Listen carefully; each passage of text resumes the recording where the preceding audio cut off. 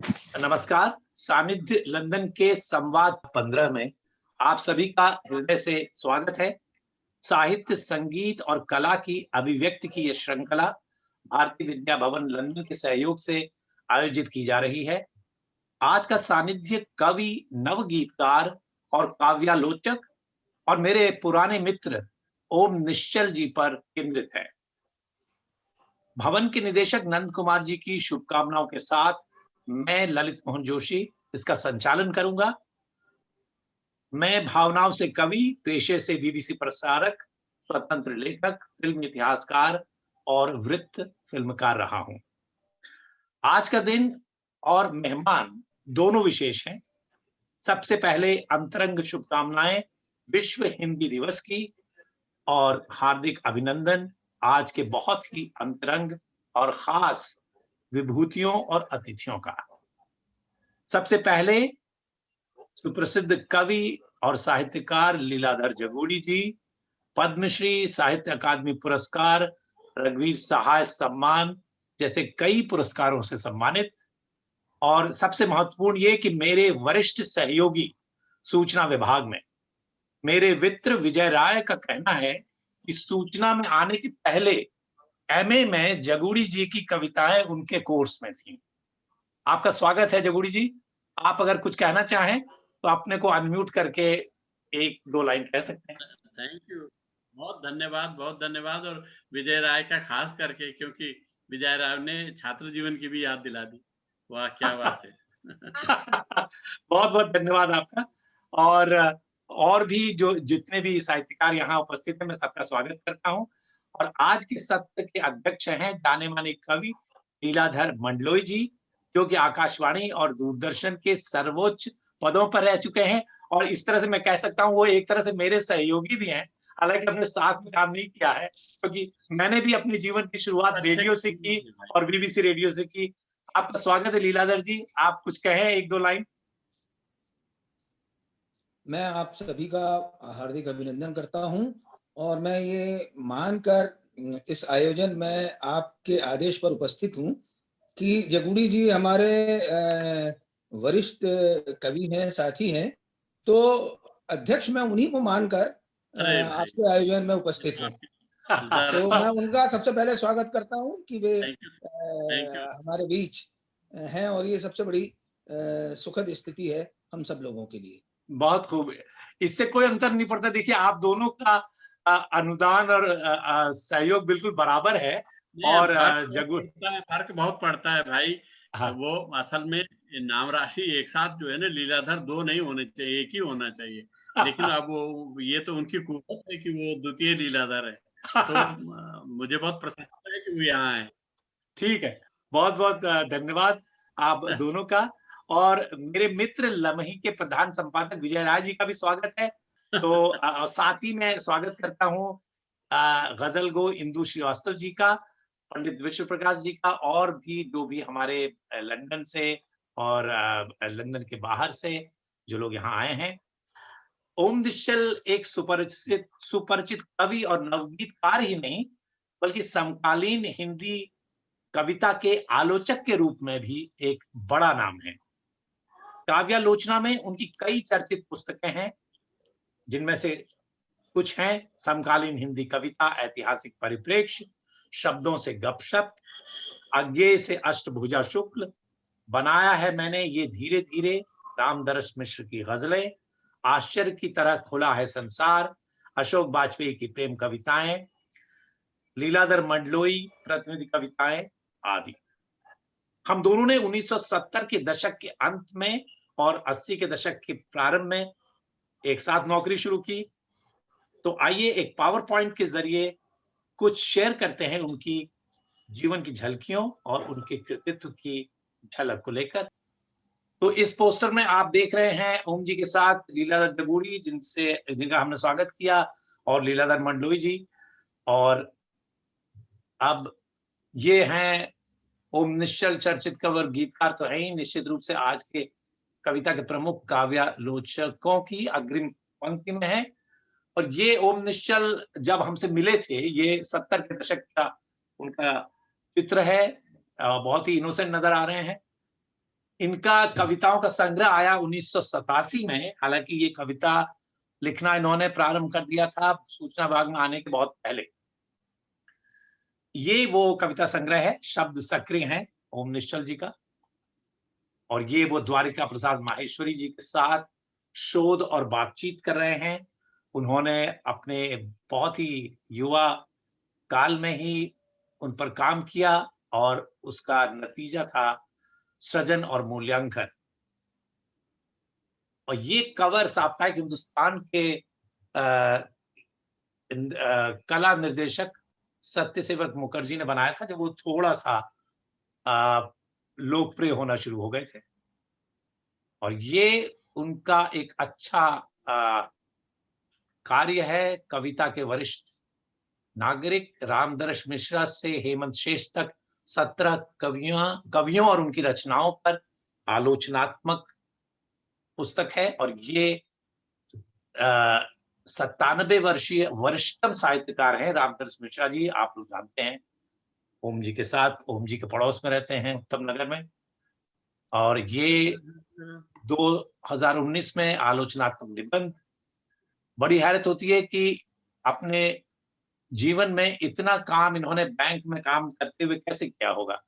और ये इनकी एक खास इनकी पुस्तक है जिस पर हम आपसे चर्चा करेंगे। ऐतिहासिक परिप्रेक्ष्य में समकालीन हिंदी कविता 1980 से लेकर 2020 तक, बहुत अहम।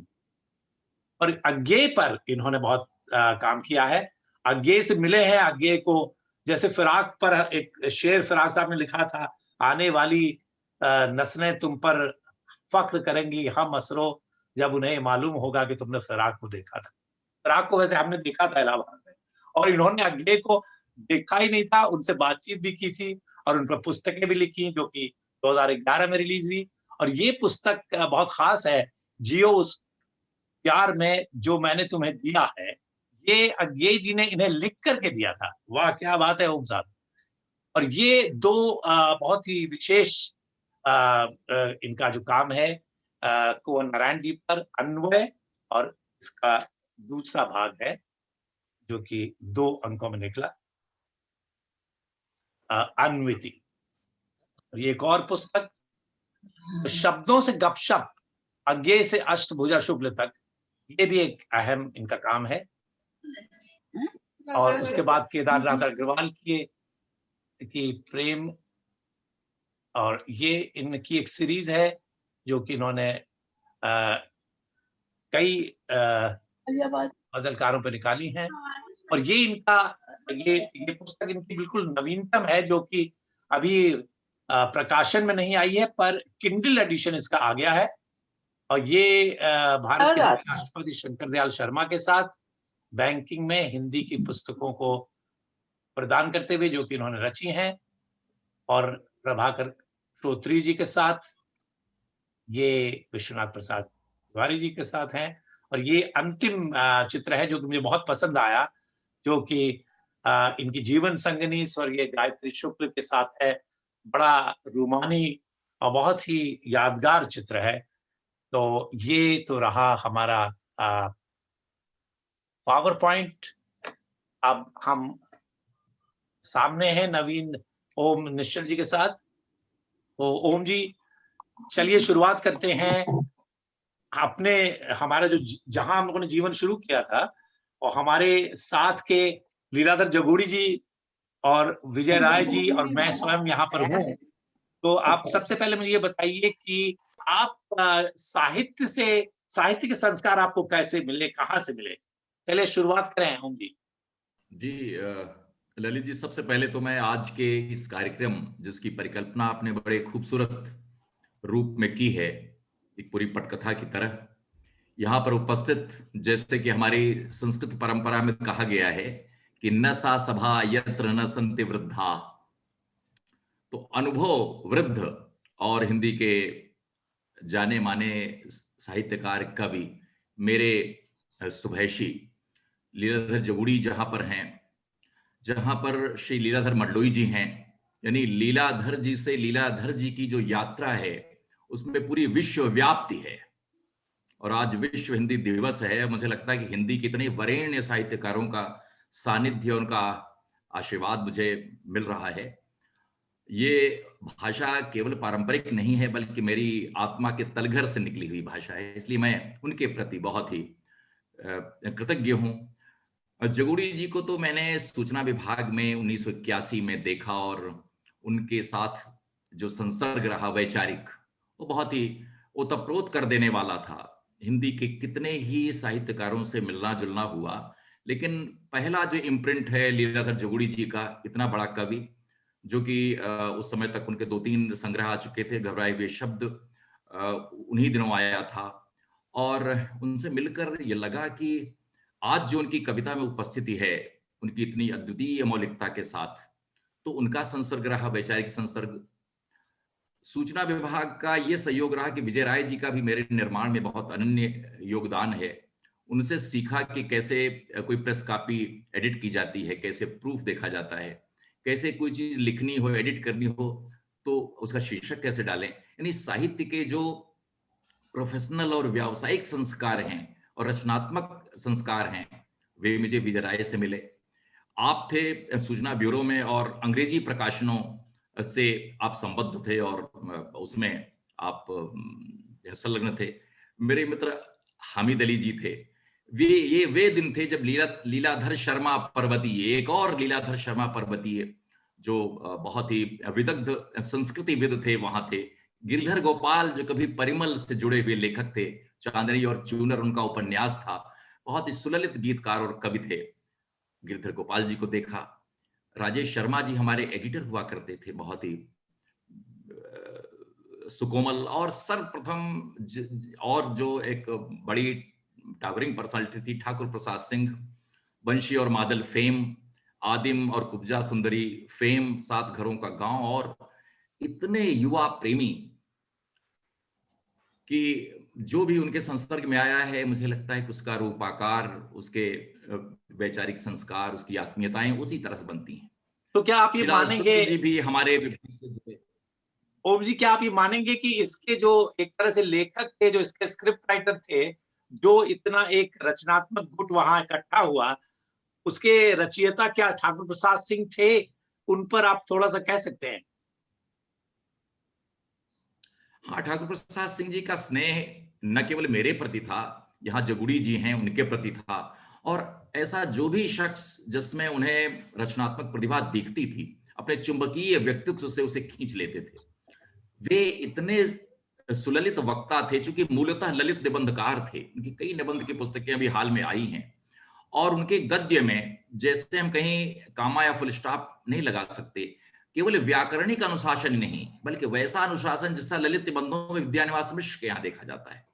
तो ठाकुर प्रसाद सिंह जी का जो ये रूप है, जिसमें कि हम लोग अभी भी उन्हें याद करते हैं, वे फाइलों में गुम न हो गए होते, और तो और बड़ी पर्सनालिटी होते, लेकिन उनके होने को हिंदी में अन्यथा नहीं किया जा सकता। उनका होना एक ऐसे व्यक्ति का होना था कि हम सब कभी भी किसी अवसर पर उनसे सलाह ले सकते थे, और उनके कार्यों से, उनकी आंखों से जो आत्मीयता झलकती थी, उसका इतना रसपान किया है कि कहने का मन होता है, यही उत्तराधिकार मिला यही देंगे। युवाओं के प्रति मेरी भी जो प्रीत। जी, मैं आप पर लौटना चाहता हूं, क्योंकि आज आप पर केंद्रित है सब कुछ। तो सूचना विभाग में आने के पहले जो ओम निश्चल थे, वो कितने साहित्यिक हो गए थे, कितने कवि बन गए थे?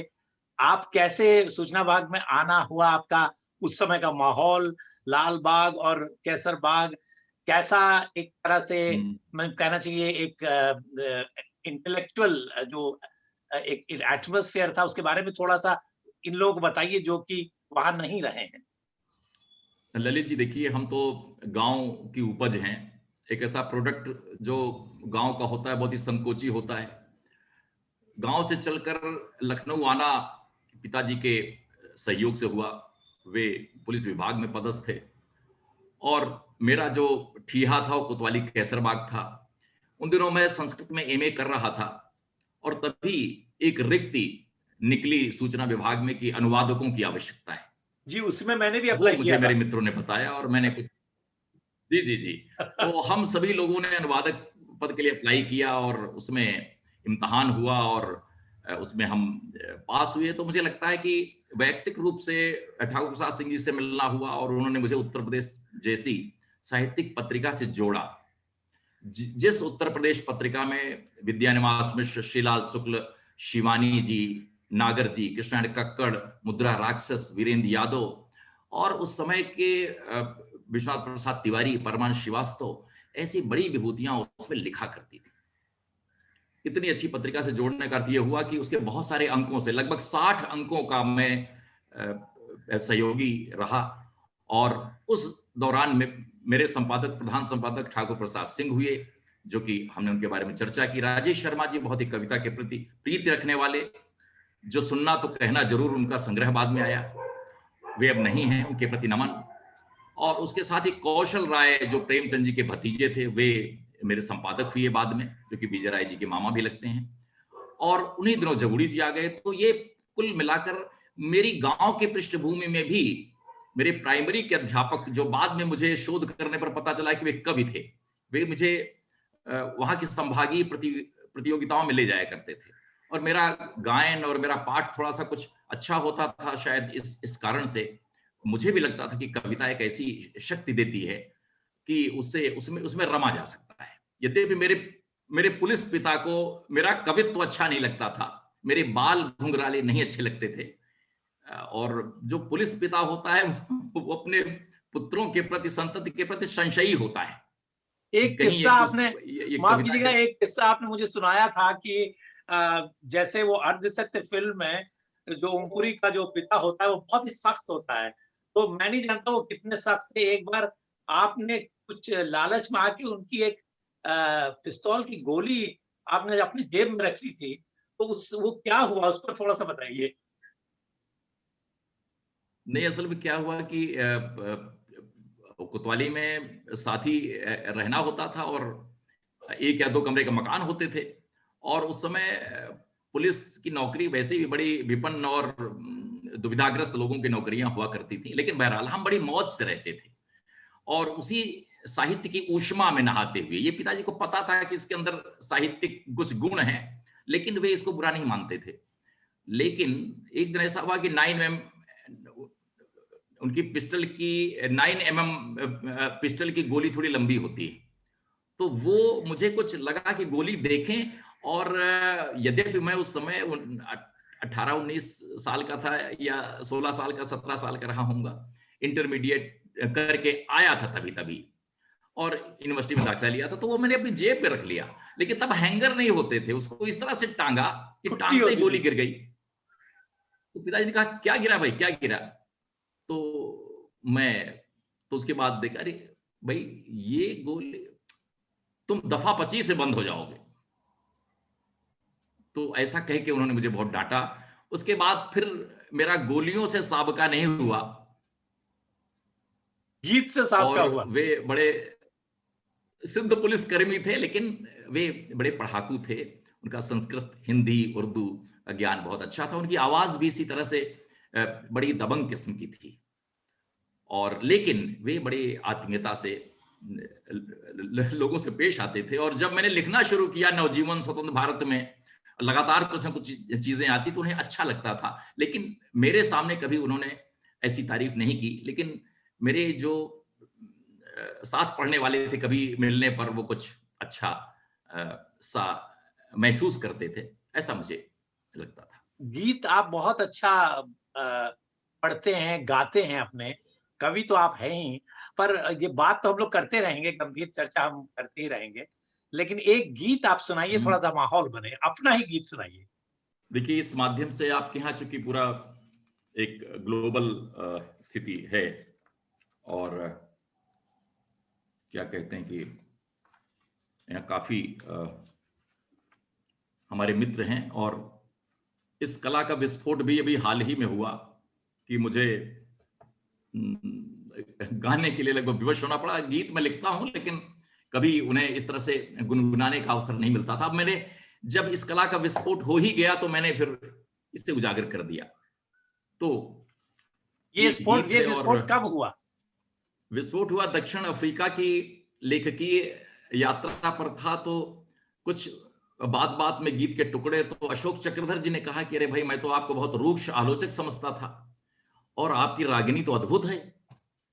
तो जब वहां पर भारतीय उच्च आयोग जोहान्सबर्ग में एक कार्यक्रम हुआ, कवि गोष्ठी, तो उन्होंने सबसे पहले कहा कि अब आप अपने गीतों का पाठ करेंगे यहाँ पर।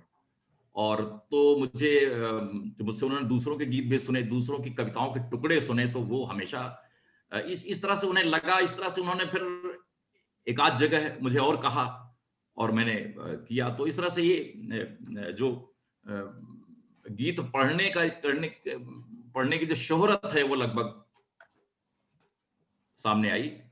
तो मैं एक गीत आपके आग्रह को स्वीकार करके पढ़ रहा हूं। जी बिल्कुल। ये बहुत ही निजी एहसास का गीत है, इसका शीर्षक है तुमसे मिलना। वाह। कभी कभी हम जीवन में ऐसे लोगों से मिलते हैं, उसमें आत्मीयताएं हमारी बढ़ती हैं, और वो जो एक एहसास होता है उसको हमने जैसे बुनने का प्रयत्न किया है।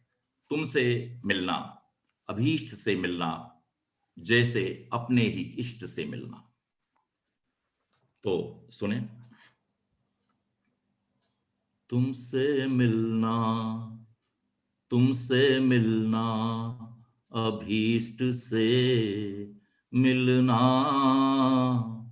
तुमसे मिलना, अभीष्ट से मिलना, जैसे अपने ही इष्ट से मिलना, तुमसे मिलना, अभीष्ट से मिलना, जैसे अपने ही इष्ट से मिलना, तुमसे मिलना,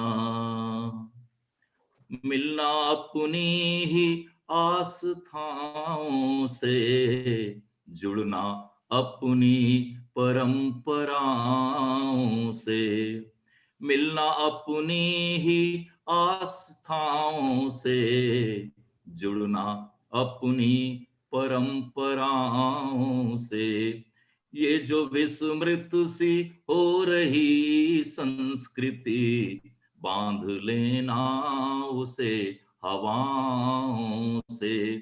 तो तुमसे मिलना है बुद्ध से मिलना, तुमसे मिलना है बुद्ध से मिलना, जो किसी चित्त शुद्ध से मिलना, तुमसे मिलना, अभीष्ट से मिलना, जैसे अपने ही इष्ट से मिलना। और पद देखें।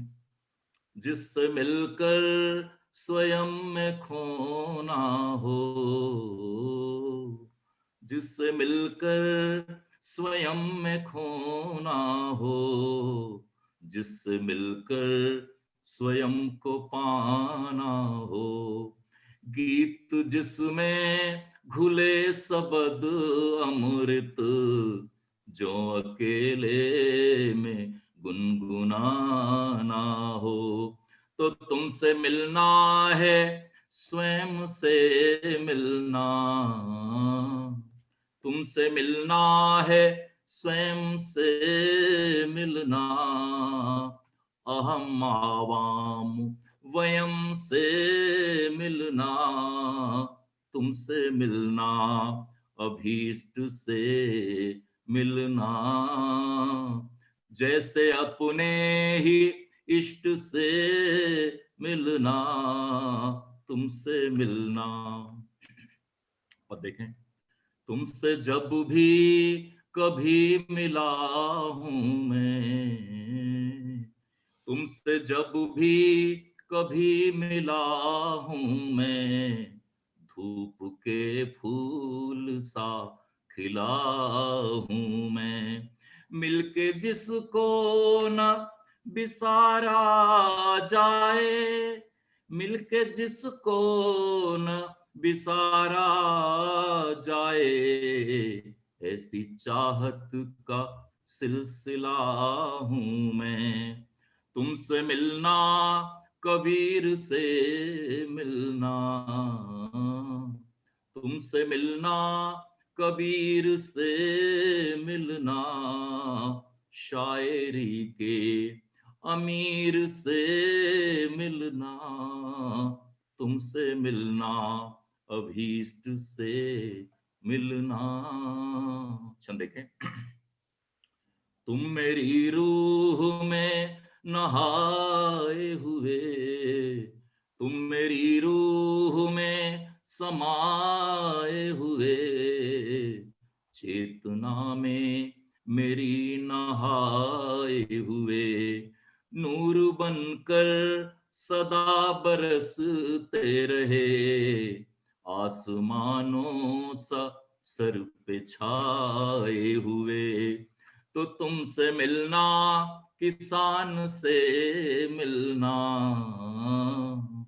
तुमसे मिलना, किसान से मिलना, बीज से धान पान से मिलना, तुमसे मिलना, अभीष्ट से मिलना, जैसे अपने ही इष्ट से मिलना। और आखिरी पद है मित्रवर, जिंदगी अनमनी सी हो जाती, ये उदासी घनी सी हो जाती, जिंदगी अनमनी सी हो जाती, ये उदासी घनी सी हो जाती, तुम न मिलते तो शब्द की दुनिया, तुम न मिलते तो शब्द की दुनिया, व्यर्थ भावों की लड़ी हो जाती, जिंदगी अनमनी सी हो जाती, ये उदासी घनी सी हो जाती, तुम न मिलते तो शब्द की दुनिया, व्यर्थ भावों की लड़ी हो जाती। तो तुमसे मिलना है अर्थ से मिलना, तुमसे मिलना है अर्थ से मिलना, जैसे अपने ही चित्त से मिलना, तुमसे मिलना, अभीष्ट से मिलना, जैसे अपने ही इष्ट से मिलना, तुमसे मिलना। क्या बात है, ये गीत आपके सम्मुख। क्या बात है ओम जी, आपने तो कमाल कर दिया। वो फिराक साहब का एक शेर है, मुझे पूरा याद नहीं है कि उनकी जो माशूका है उनके सामने आ गई तो वो कुछ कहते हैं कि तुम सामने हो, तुमसे तुमसे तुम्हें देखें या तुमसे बात करें। तो आपके साथ ऐसा है कि आप गाते भी अच्छा हैं और बोलते और विश्लेषण भी बहुत अच्छा करते हैं। तो आपसे गीत सुने जाएँ या आपसे बातें की जाएँ, आपसे साहित्य की बात की जाए। चलिए हम और आगे बढ़ते हैं और आपके गीत लोगों को इतना प्रभावित कर चुके हैं कि यहाँ पर भी लोग हाज़िर हैं आपके गीत गाने के लिए। तो अभी मैं जानना चाहूँगा अपने मित्र और साहित्य के एक जो हस्ती हैं, जो इतना बड़ा काम कर रहे हैं, विजय राय जी, क्योंकि हम लोगों ने साथ में काम किया है। राय साहब आप ये बताएँ कि जब उत्तर प्रदेश में ये काम करते थे आपके साथ, तो उस समय भी ये गीत गाते थे या इनके बारे में आप क्या कहना चाहेंगे? अपने को अनम्यूट करके बात करें प्लीज़। ओम जी शुरुआत से ही गीत लिखते थे जी। और अब तो थोड़ा उम्र का तकाजा है, अदरवाइज इनका कंठ बहुत उम्दा और काफी लोग विभोर हो जाते थे। अभी 2-3 वर्ष पहले की बात है, नरेश जी के यहाँ हम लोग बैठे हुए थे, इत्तेफाक से ज्ञान रंजन जी जबलपुर से आए थे। ज्ञान रंजन जी ने रिक्वेस्ट की, उनको भी कहीं से पता चला होगा, उन्होंने रिक्वेस्ट किया कि ओम जी आपका गीत सुनना चाहते हैं। फिर उन्होंने सुनाया और सचमुच बहुत ही उम्दा, जिसकी सराहना नरेश जी ने, ज्ञान जी ने, दोनों ने की। ओम जी पे ये कार्यक्रम आयोजित करके आपने व्यक्तिगत रूप से हम लोगों के ऊपर एक एहसान किया है। ओम निश्चल को एकदम शुरुआत से हम देख रहे थे। जब ये आए थे सूचना विभाग में, उस वक्त इनको देखकर ही ऐसा लगता था कि ये मेधावी बालक बहुत आगे तक जाएगा।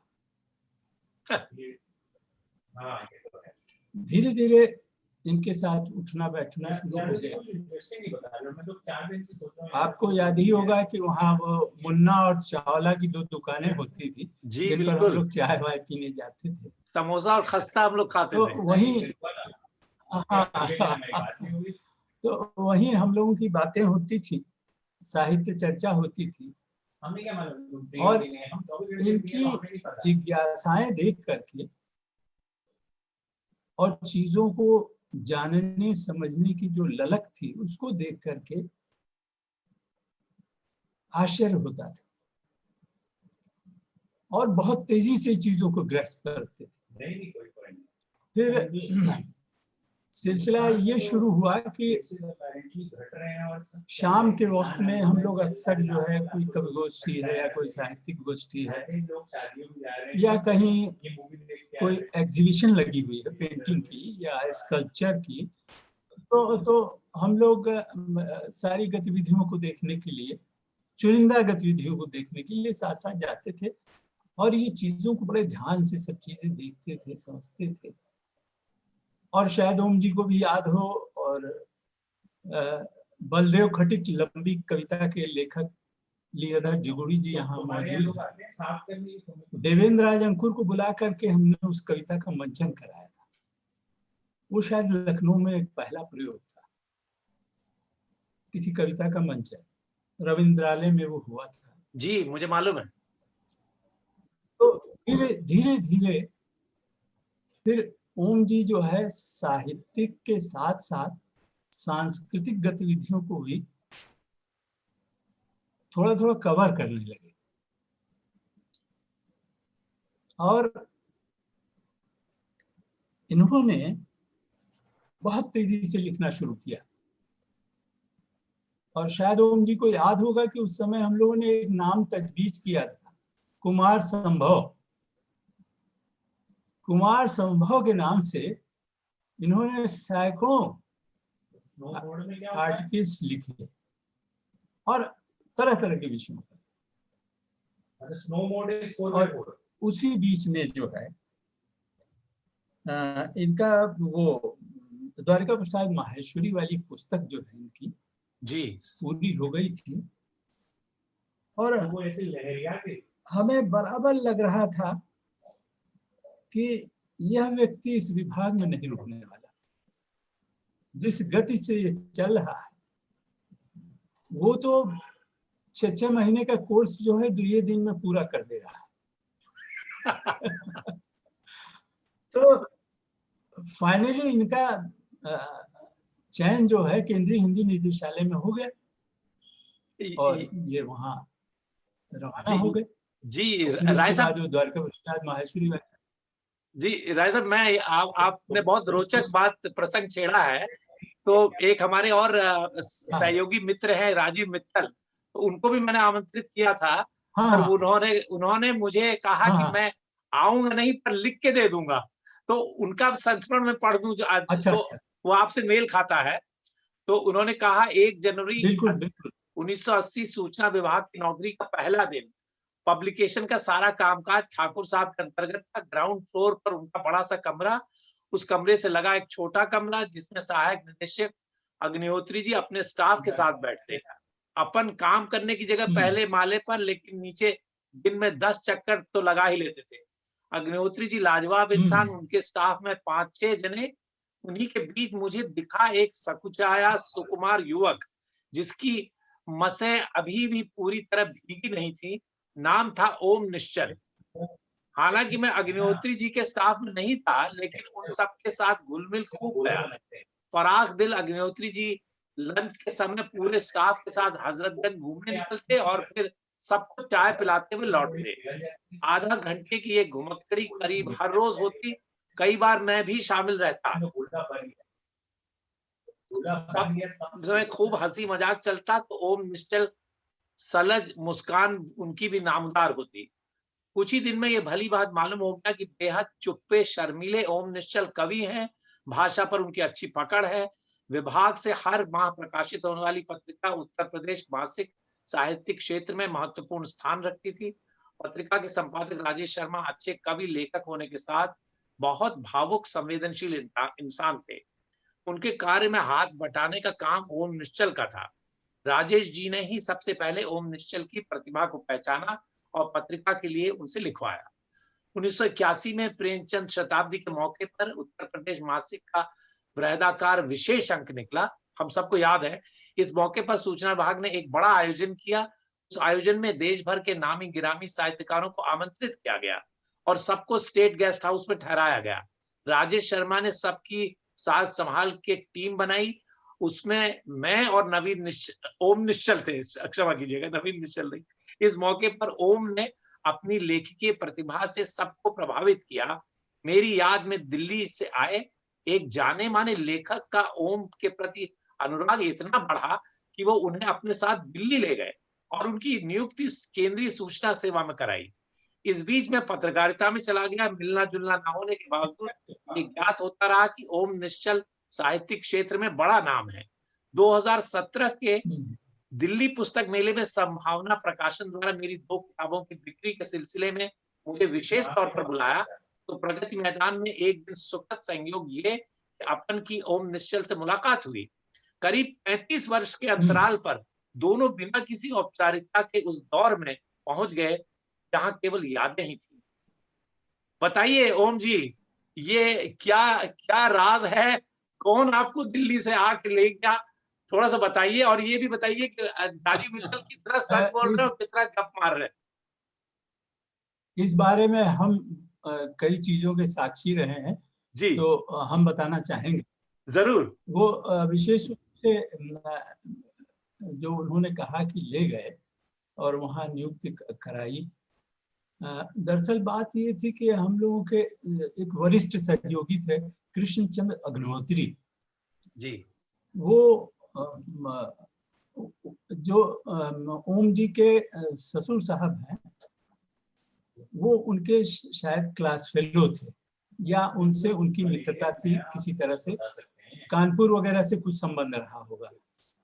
तो वो आए थे ऐसे ही अग्निहोत्री जी से मिलने के लिए और बातचीत होने लगी और इधर उधर की खैरियत और ये सब पूछने पाछने के बाद फिर बच्चों की बात आई तो ये हुआ कि साहब कोई लड़का यार हो तो बताओ, बेटी की शादी करनी है।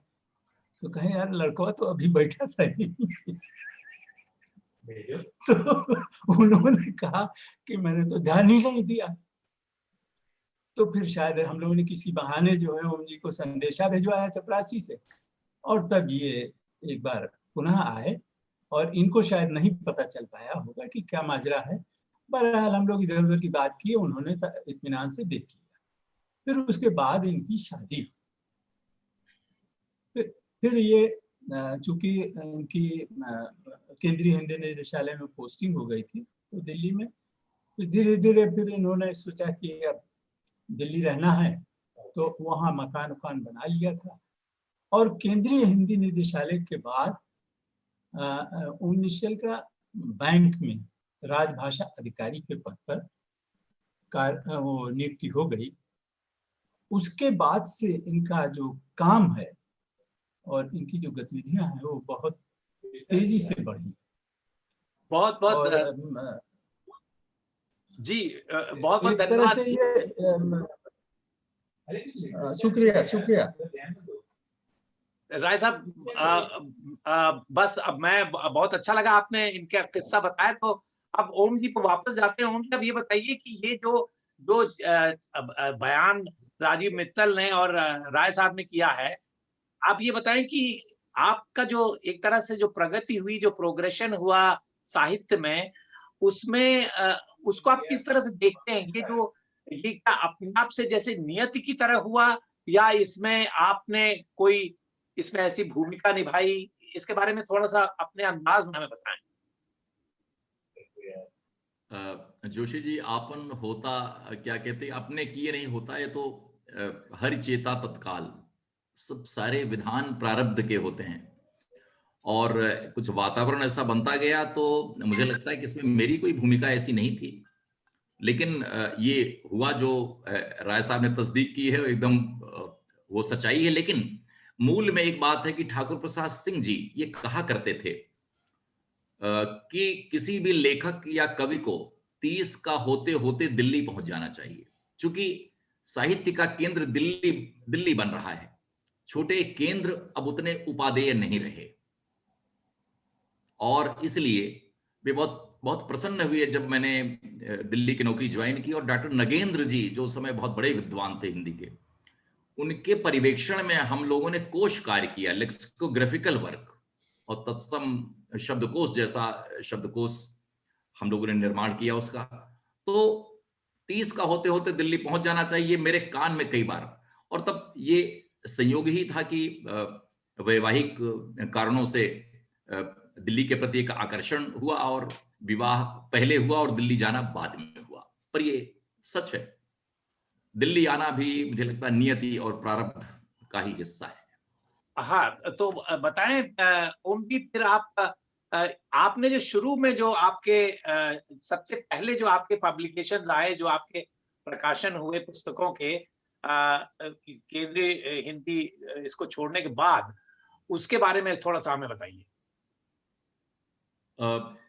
ललित जी, जैसा कि विजय जी ने कहा, इनके साहचर्य में हम लोग एक रूम में बैठते थे और हमारी ऐसी वैचारिक गतिविधियों पर गुफ्तगू हुआ करती थी।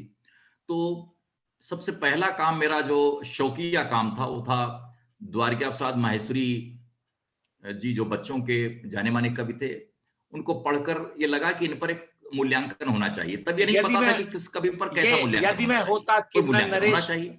ये जो कविता थी, यदि ये तो हम लोगों ने पढ़ी यदि थी। होता किन्नर नरेश में राजमहल में रहता, क्या जी, बात है ये या तितली रानी। ये ऐसे गीतों के अमर रचनाकार उन दिनों लखनऊ में थे, साक्षरता निकेतन के निदेशक थे, और उनके पुत्र डॉक्टर विनोद माहेश्वरी जो अभी आगरा कॉलेज के प्रिंसिपल थे, वे मेरे क्लास फेलो थे। और उन दिनों उनके प्रति आकर्षण बढ़ा, तो वो उस किताब को मैंने स्वतंत्र रूप से, वो किसी पीएचडी का ग्रंथ नहीं है, वैसा ही लगभग उसी शिल्प में लिखा मैंने उसे। विजय राय जी ने उसको लगभग एडिट के लिहाज से देखा, और तब वो 1985 में दिल्ली आ जाने के बाद तुरंत छपी। तो ये पहला पब्लिकेशन था जो कि मेरी कविता और गीत के प्रति अनुरक्ति के साथ साथ आलोचनात्मक उपक्रम में मुझे ले जाती प्रतीत होती थी। और इसके साथ ही लगा कि मैं क्रिटिकल अप्रिसिएशन भी बेहतर कर सकता हूं, क्योंकि संस्कृत का विद्यार्थी हूं, और मैंने वे सारी कसौटियां रसगंगाधर, दशरूपक, काव्य प्रकाश, साहित्य दर्पण इत्यादि का अध्येता था। तो जाहिर है कि उसके लिए भीतर जो कविता का रस होता है वह स्वतः था, और कविता की जो कसौटियां थी वे हमें प्रदत्त थी अपनी शैक्षणिक वृत्ति में। तो मुझे लगता है कि कविता क्या है, ऐसी कौन सी चीज है जो नई कविता के फॉर्मेट में या किसी गीत के फॉर्मेट में, किसी चौपाई में, किसी भी काव्य रूप में, वो कौन सा तत्व है जो उसे कविता बनाता है। तो क्या आपने कालिदास को पढ़ते हुए ओम जी, आपने जब आप काव्यालोचन की तरफ बढ़े, तो इसने क्या आपका जो भीतर का जो कवि था, जो गीतकार था, उसको पृष्ठभूमि में कर दिया, ऐसा आप मानते हैं? हाँ, निश्चय ही ये मैं मानता हूं कि मैं तब भी गीत और कविताएं लिखता था, और जितने भी काव्य रूप होते हैं, चूंकि लखनऊ उन दिनों गीतों का और छंदों का एक बड़ा अड्डा था, और वो कानपुर भी था। नई कविता के जो पर्यावरण जो इलाहाबाद में था वो लखनऊ में नहीं था, वो पर्यावरण कानपुर में नहीं था। छोटे शहरों में मुझे लगता है कि इलाहाबाद उस समय शायद कविता के लिए बहुत ज्यादा अच्छा एक पर्यावरण वहां पर था। तो बहरहाल मैं कविता से शुरुआत तो कर चुका था, लेकिन कविता में रस लेने का जो भाव है उसने मुझे विभिन्न कवियों को पढ़ने के लिए प्रेरित किया। आपको याद होगा कि लखनऊ में अमीनाबाद में एक मेरोत्रा बुक डिपो होता था, जो साहित्य की बहुत सारी अच्छी पुस्तकें आती थी, नवीनतम, और वहीं पर मैंने कोने में गुफ्तगू करते हुए यशपाल को देखा, भगवती कृष्ण वर्मा को देखा, शिव वर्मा को देखा, जो महान क्रांतिकारी। तो इससे और लखनऊ उस समय भी साहित्य का बहुत बड़ा अड्डा था, बहुत बड़े लेखक वहां पर थे। वो कॉफी हाउस साहित्यकारों और राजनीतिज्ञों से गुलजार रहता था, जहां कृष्णारायण कक्कड़, कुंवर नारायण, मुद्रा राक्षस, ये लोग, और चंद्रोदय दीक्षित, यानी संपादन, पत्रकारिता, साहित्यकारिता, सब क्षेत्र के लोग वहां पर बैठते थे। सूचना विभाग और हिंदी संस्थान भी उन दिनों बहुत उन्नत अवस्था में था। और सूचना विभाग में ठाकुर प्रसाद सिंह ऐसे केंद्रीय व्यक्तित्व थे जिनके आकर्षण में खिंचे हुए प्रदेश और देश के बड़े लेखक चले आते थे। क्योंकि ये वे ठाकुर प्रसाद सिंह जी थे जो बनारस से जब निष्कासित हुए और देवघर बिहार में उन्होंने हिंदी विद्यापीठ का काम संभाला, तो वहां पर अज्ञे जैसे लोग आते थे। अज्ञे ने उनकी पहली किताब की भूमिका लिखी, उसकी भूमिका नहीं, उसकी समीक्षा लिखी टाइम्स ऑफ इंडिया में। तो एक उत्सवी पुरुष थे। इसलिए राजीव मित्तल ने जो याद दिलाया है प्रेमचंद जन्म शताब्दी समारोह, जिसमें जगूड़ी भी थे, जिसमें परमांशु श्रीवास्तव थे, जैनेन्द्र जी थे, भगवती जैनेन्द्र जी थी, यानी देश का कौन से बड़ा लेखक है फादर कामिल बुल्के तक जो उस समारोह में उपस्थित नहीं हुआ। और उसमें मेरे फादर लाल ललित शुक्ल भी थे, जो कि हिंदी के एक जाने माने साहित्यकार थे, और उनकी मैकमिलन से उन दिनों किताब आई थी नया काव्य नए मूल्य, तो बहुत ही चर्चित थी। अपनी भाषा के धनी व्यक्ति थे। तो ये सब, इन सब साहचर्य से लगा कि क्रिटिकल अप्रिसिएशन के साथ भी कविता का रस लिया जा सकता है। जो कवि नहीं है, जो भावक नहीं है, वो बेहतर आलोचक भी नहीं हो सकता। तो मुझे लगता है कि ये जो उपस्थितियां हैं मेरे भीतर, ये मुझे शिक्षा ने दी, साहचर्य ने दिया इतने गुणज्ञ लोगों का। और मुझे लगता है कि इसीलिए ऐसा लगा कि कवियों के संसर्ग में रहना और उनकी कविता के संसर्ग में रहना और उनकी चीजों को विवेचित करना, अनुशीलित करना, ये भी एक तरह का काव्य रचना ही है। तो काव्य रचना थोड़ी नेपथ्य में गई, लेकिन वो बिल्कुल शुष्क नहीं हुई। बिल्कुल बिल्कुल सही, बिल्कुल आपने सही, जी आपने सही कहा। आपका सानिध्य अज्ञे के साथ भी रहा और आपने 2 पुस्तकें लिखी, उस पर मैं बाद में आऊंगा। और रीजल जगूड़ी जी से हमें अभी बात करनी है, और उसके पहले मैं जानना चाहता हूँ हमारे साथ बहुत जानी मानी गजल गो हैं इंदु श्रीवास्तव जी। इंदु श्रीवास्तव जी, आपका स्वागत है। आप विशेष तौर पर, मैंने आपको अनुरोध किया कि आप आज हमारे मित्र ओम जी के किसी गीत को आप सुनाएं, तो हम लोग सब वी विल बी अप्रिशिएटिंग कि आप इनका कोई गीत सुनाएं। आपका बहुत बहुत स्वागत है। जी, सबसे पहले मुझे ललित जी को बहुत बहुत साधुवाद कहना है कि मुझे इस ओम जी के कार्यक्रम में शामिल किया उन्होंने। और आज के इस कार्यक्रम में उपस्थित सभी विद्वज्जनों, मंडलोई जी, जगूड़ी जी, राय साहब, ओम जी, सभी को नमस्कार। दरअसल मैं मूलतः गजल कहती हूँ। ओम जी से मेरा परिचय भी गजल के जरिए ही हुआ। 2008 में जब मेरा गजल संग्रह आशियाने की बातें आया, तो ओम जी ने इसकी समीक्षा इंडिया टुडे में लिखी। तब से ओम जी से मेरा परिचय हुआ, और फिर उनका एक बार जबलपुर आना हुआ, तो रूबरू भी उनसे मेरा परिचय हुआ। बहरहाल मैं उनके गीतों की बहुत प्रशंसक हूँ, पढ़ती रही हूँ, सुनती रही हूँ। तो मेरे लिए हुक्म हुआ कि मैं उनका एक गीत गाऊं। दरअसल बचपन से ही संगीत से कुछ लगाव रहा है। संगीत में मैंने अपना करियर नहीं बनाया, फिर भी मुझे शौक है। तो ओम जी को ऐसा लगा कि शायद मैं उनका गीत अच्छा गा सकती हूँ, तो उन्होंने ये सजेशन मुझे दिया। अब मैं कहाँ तक सफल हूँ ये तो आप लोग ही बताएंगे। ललित जी का भी आदेश था। बहुत कम समय में उनका गीत मैंने कंपोज किया। मुझे बहुत पसंद आया ये गीत उनका। वाह, आप लोग तक पहुंचा रही हूँ जी। दरअसल ये गीत जो है फिराक की नज्म जैसा गीत है, वाह, नज्म वाली बहर है इसकी। जी। तो मैंने गजल और नज्म के तरह से ही इसको मतलब कंपोज किया है। तो सुने। चुनूं में जिनकी सरहदें ढहा दी हमने तोड़ कर, वो मस्तियाँ कहाँ गईं। वाह, जुनून में जिनकी सरहदें ढहा दी हमने तोड़ कर, वो मस्तियाँ कहाँ गईं। वो मस्तियाँ कहाँ गईं। वो मस्तियाँ कहाँ गईं। बहे हवा में इस तरह उड़े पतंग जिस तरह, महक उठे जो धान से, गमक उठे हर एक जगह। बहे हवा में इस तरह उड़े पतंग जिस तरह, महक उठे जो धान से, गमक उठे हर एक जगह। बाग में सिवान में उड़े जो स्वाभिमान में, वो तितलियां कहाँ गईं। वो तितलियां कहाँ गईं। और एक बंद जो मुझे खास तौर पर पसंद आया, जी।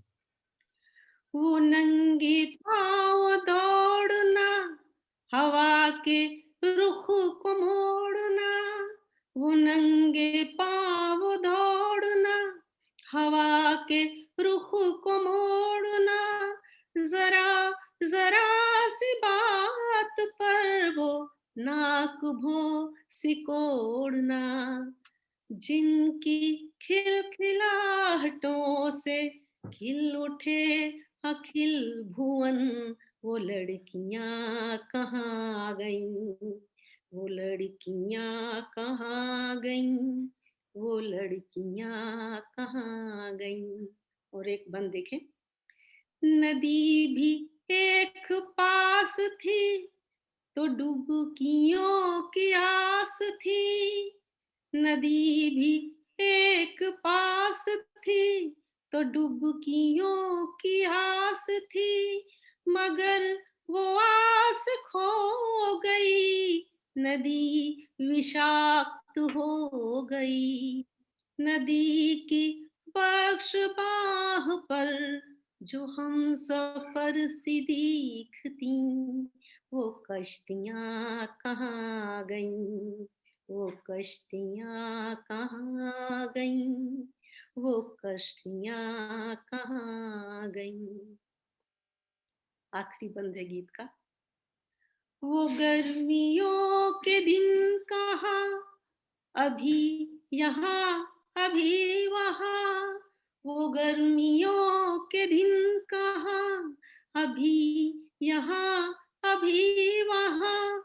अभी अभी तो पास थे, मगर अभी गए कहाँ। वो गर्मियों के दिन कहाँ, अभी यहाँ अभी वहाँ। अभी अभी तो पास थे, मगर अभी गए कहाँ। लुका छिपी के खेल में बिता दी कितनी छुट्टियाँ। वो छुट्टियाँ कहाँ गईं। वो छुट्टियाँ कहाँ गईं। वो छुट्टियाँ कहाँ गईं।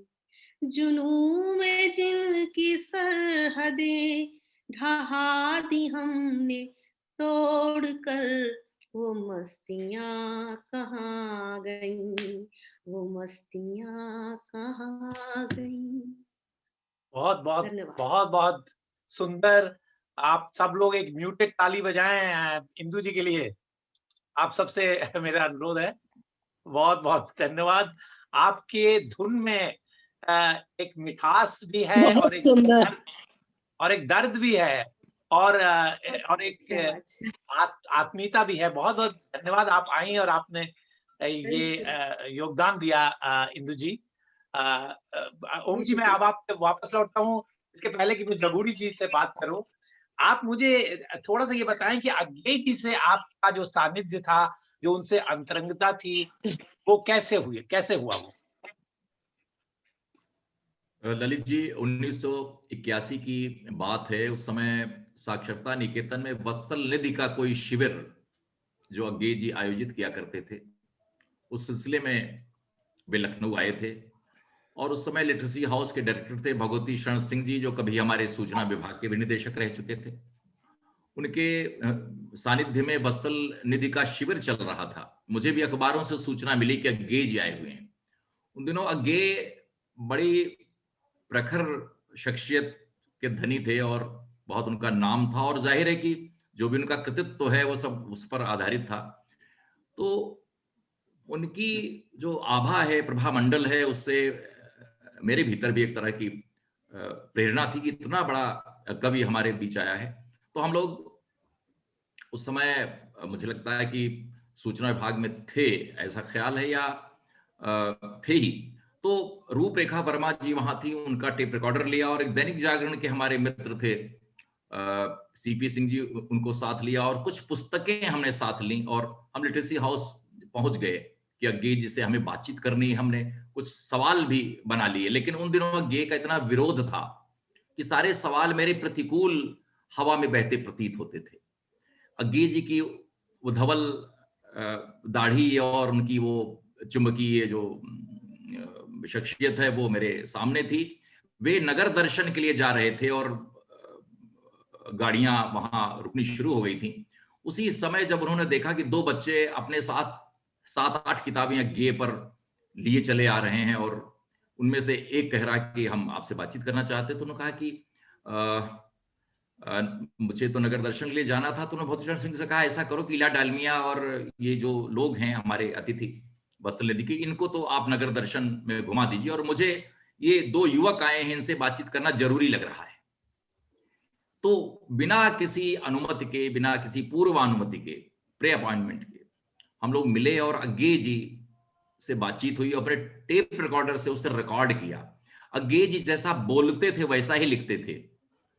ऐसा मैंने कुछ और लोगों के साथ भी देखा है कि उनका पूरा डिक्टेशन जो है व्याकरणिक अनुशासन में निबद्ध था।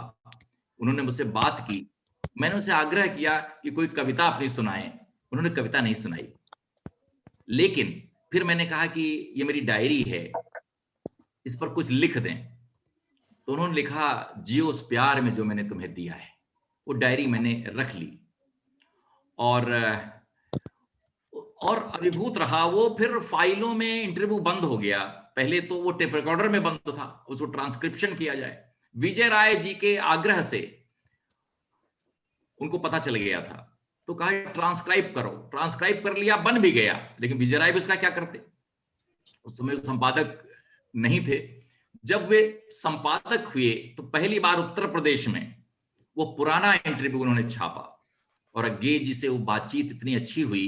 विरोधी सवालों के बावजूद जिस तरह युवक लोगों से मिला जाता है किसी इतने बड़े साहित्यकार का, जिसकी टावरिंग पर्सनालिटी आज भी है, कल भी थी और आगे भी रहेगी, उनसे मिलकर बहुत अभिभूत हुआ। उन्होंने एक बात मुझे कही जो याद आ रही है कि कवि को सभी के पास जाना चाहिए, निम्नतर व्यक्ति से लेकर किसान, मजदूर और स्लम्स में भी जाना चाहिए, लेकिन कवियों को चाहिए कि वैयाकरणों से बचे। और इसके आधार के रूप में उन्होंने आचार्य क्षेमेंद्र का नाम लिया कि कवि कंठाभरण में आचार्य क्षेमेंद्र कहते हैं कि कवियों को आलोचकों से बचना चाहिए, वैयाकरण से बचना चाहिए, वैयाकरण से शब्द दिया। इसलिए जो कवि की स्वतंत्र सत्ता है वो किसी से बाधित नहीं होती, और अज्ञे की स्वतंत्र सत्ता कवि होने के कारण थी। यद्यपि वे बड़े कथाकार थे, बड़े रिपोर्टाजकार, यायावरी के ऐसे वृत्तांत आज भी दुर्लभ हैं, और उनके भीतर संस्कृत का जो स्वरूप है, जो तद्भवता है, जो भाषा में प्रांजलता है, जैसे भाषा भी आंख मुंह धोकर हमारे सामने प्रकट हुई हो, इतनी रुजुता भाषा में, इतनी जैसे पल्लव जैसी ताजगी मैंने बहुत कम लोगों में देखा है। और अज्ञे को अभी भी नहीं समझा गया है, जैसे कि मुक्तिबोध को भी नहीं समझा गया है।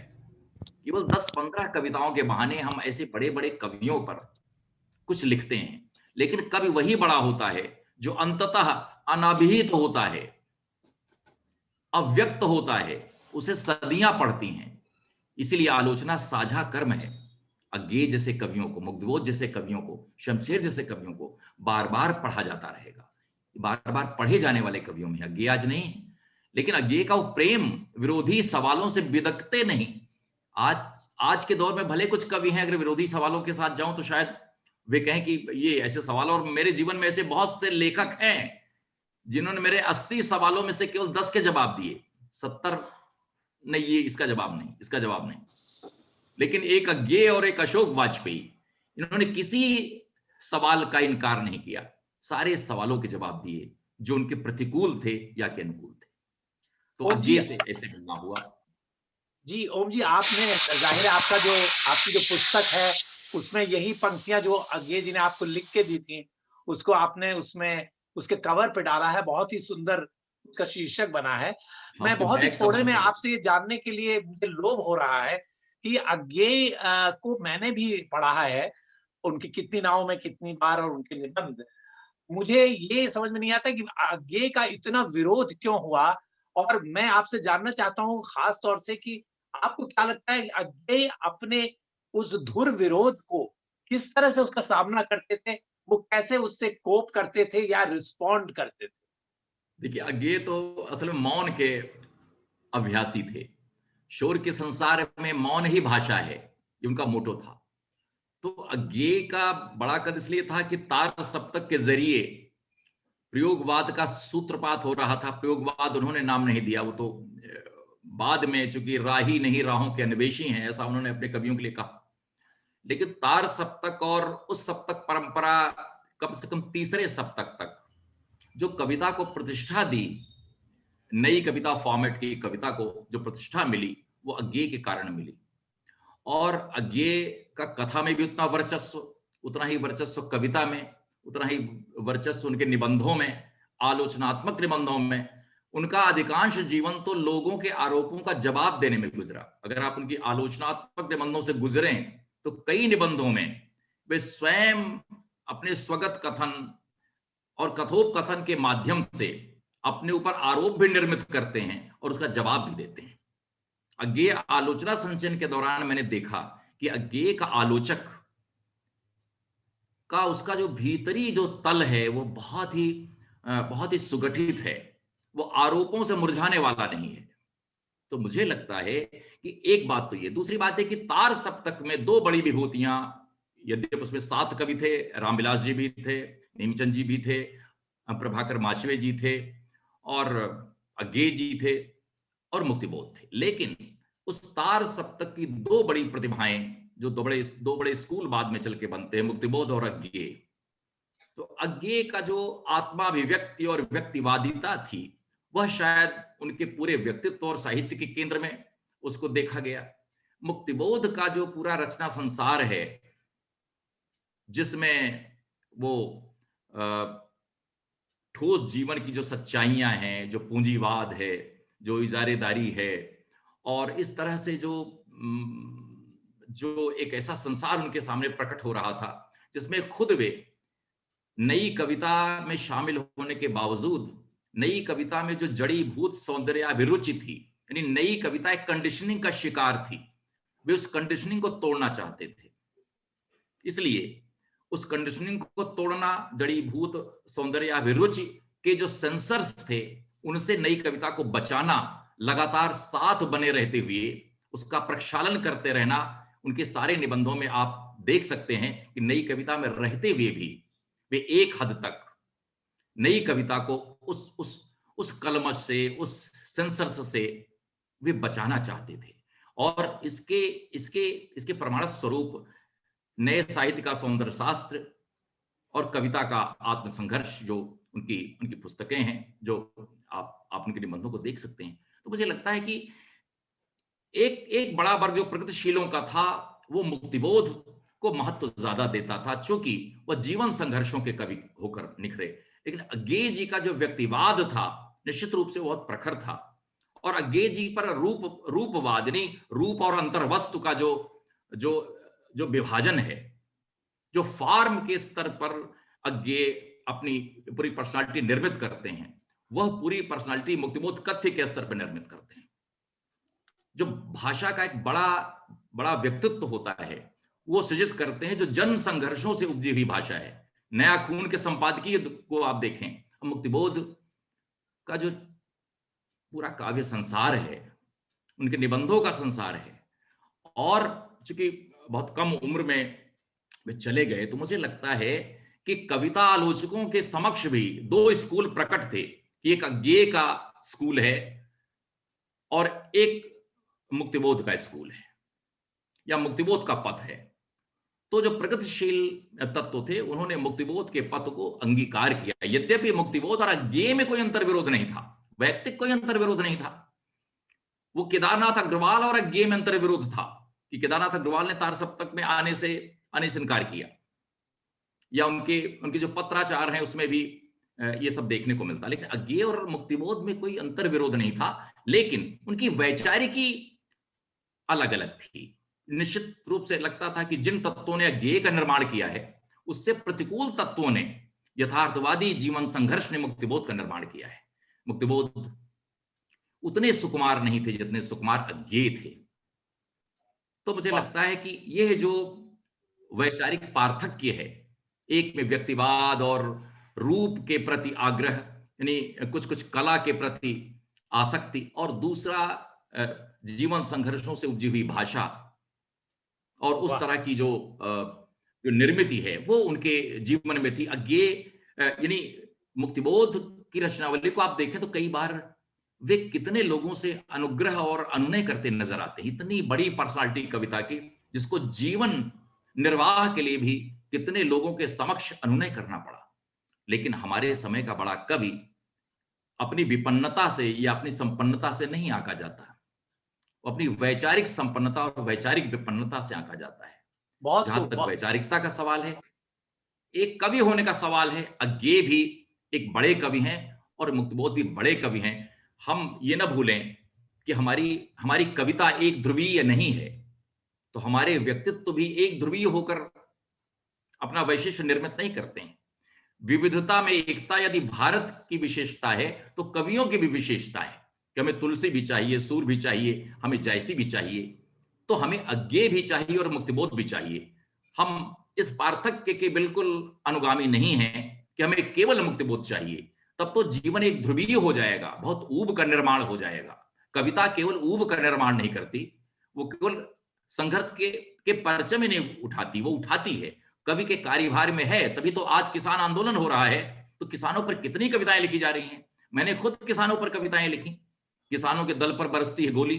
और कोई भी कवि अपनी सूक्ष्म ताकत से, अपने उपस्कर से जो कविता का अयस्क है, जो कविता का इस्पात है, उसमें ढालता है। मुझे नहीं लगता कि जब जीवन संघर्ष की बात होती है तो हमारे देश का या पूरे विश्व का कोई कवि खामोश कैसे बैठा रह सकता है, उस समय का साक्षी होता है। अज्ञेय ने भी बंदी जीवन की अनेक अच्छी कविताएं लिखी हैं, और अज्ञेय का यही वाक्य आप देखेंगे, जियो उस प्यार में जो मैंने तुम्हें दिया है, उस दुख में नहीं जिसे बेझिझक मैंने पिया है। वाह, अपने प्रिय से ये कथन है, लेकिन इसके भीतर की उदात्तता आप देखें। लोग दूसरों को संकट में डालते हैं, लेकिन एक कवि है जो ये कहना चाहता है कि उस दुख में नहीं जिसे बेझिझक मैंने पिया है। तो मुझे लगता है कि कवि का निर्माण, उसके पीछे भी तमाम भूमिकाएं ऐसी होती हैं, लेकिन चूंकि अज्ञेय पर विदेशी पठन पाठन का बहुत बड़ा प्रभाव था, तो मुझे लगता है कि एक तरह से उनका निर्माण जिन तत्वों से हुआ वो उसके थोड़े से अलग तत्वों से मुक्तिबोध की कदकाया बनी, उनकी वैचारिकी बनी, और मुक्तिबोध जो है प्रगतिशीलों के अनन्य प्रवक्ता कवि बने। और उसकी भी एक जरूरत थी, क्योंकि 36 में प्रगतिशील लेखकों का जो सम्मेलन हुआ, उसने तो एक प्रगतिशील आंदोलन ही कविता में खड़ा किया, लेकिन प्रगतिशील आंदोलन के कवि बहुत मुखर थे, बहुत लाउड थे। कविता की सूक्ष्म शक्तियां उनमें नहीं थी, सूक्ष्म तत्व नहीं थे। प्रयोगवाद तक आते आते मुझे लगता है कि कविता अपने भीतरी तत्वों में इतने महीन यथार्थ को व्यक्त करने के लिए जानी जाने लगी। बहुत ही ओम जी, बहुत चुंबकत्व आपकी बात में है, आपके विश्लेषण में है। बहुत रोमांचक है और बहुत गहरा है। पर मुझे अफसोस है कि आप इतना बढ़िया आपने ये डिलिनिएट किया है मुक्तिबोध को और अज्ञेय को पूरे परिप्रेक्ष्य में आपने रखा है। वाह! बहुत आपको मैं सैल्यूट करता हूँ। और मैं ये इस मौके में ये बहुत सही बिंदु है जब मैं अपने सहयोगी और वरिष्ठ और साहित्यकार लीलाधर जगूड़ी जी को लाना चाहूँगा कि जिस तरह से आप बात करते हैं, जिस तरह से आप विश्लेषित करते हैं, तो इसमें कोई संदेह नहीं कि समकालीन हिंदी कविता, जो कि राय साहब का भी कहना है कि 1960 से लेके अभी तक सारे कवियों के बारे में आपका विश्लेषण है, आपकी जानकारी है। और मुझे बड़ा फ़क्र होता है कि हम और आप मुन्ना के यहाँ चाय पीते थे और खस्ता खाते थे। लीलाधर जगूड़ी जी, आप कृपया ये बताएँ कि ये ओम निश्चल कौन है? और आप पर भी इन्होंने लिखा है, तो आप कैसे इसको विश्लेषण करते हैं? क्योंकि ओम निश्चल लीलाधर जगूड़ी को बहुत बड़ा कवि मानते हैं। इनका कहना है कि बहुत सारे कवि लीलाधर जगूड़ी में समाये हुए हैं। बताइए जगूड़ी जी। भाई देखो, आज ये मौका जो है वो लीलाधर जगूड़ी पे बात करने का नहीं है, ये ओम निश्चल पे बात करने का है। हाँ, उसी पे आप और बात करें। ओम निश्चल, हाँ, ओम निश्चल जो है एक कवि के रूप में उनका रूप दूसरा है जी। और एक आलोचक के रूप में बिल्कुल दूसरा है। एक व्यक्ति में दो व्यक्ति रहते हैं। वो एक व्यक्ति में एक व्यक्ति कभी नहीं रहता पूरी दुनिया में। वाह! एक व्यक्ति में 1000 व्यक्ति भी रह सकते हैं।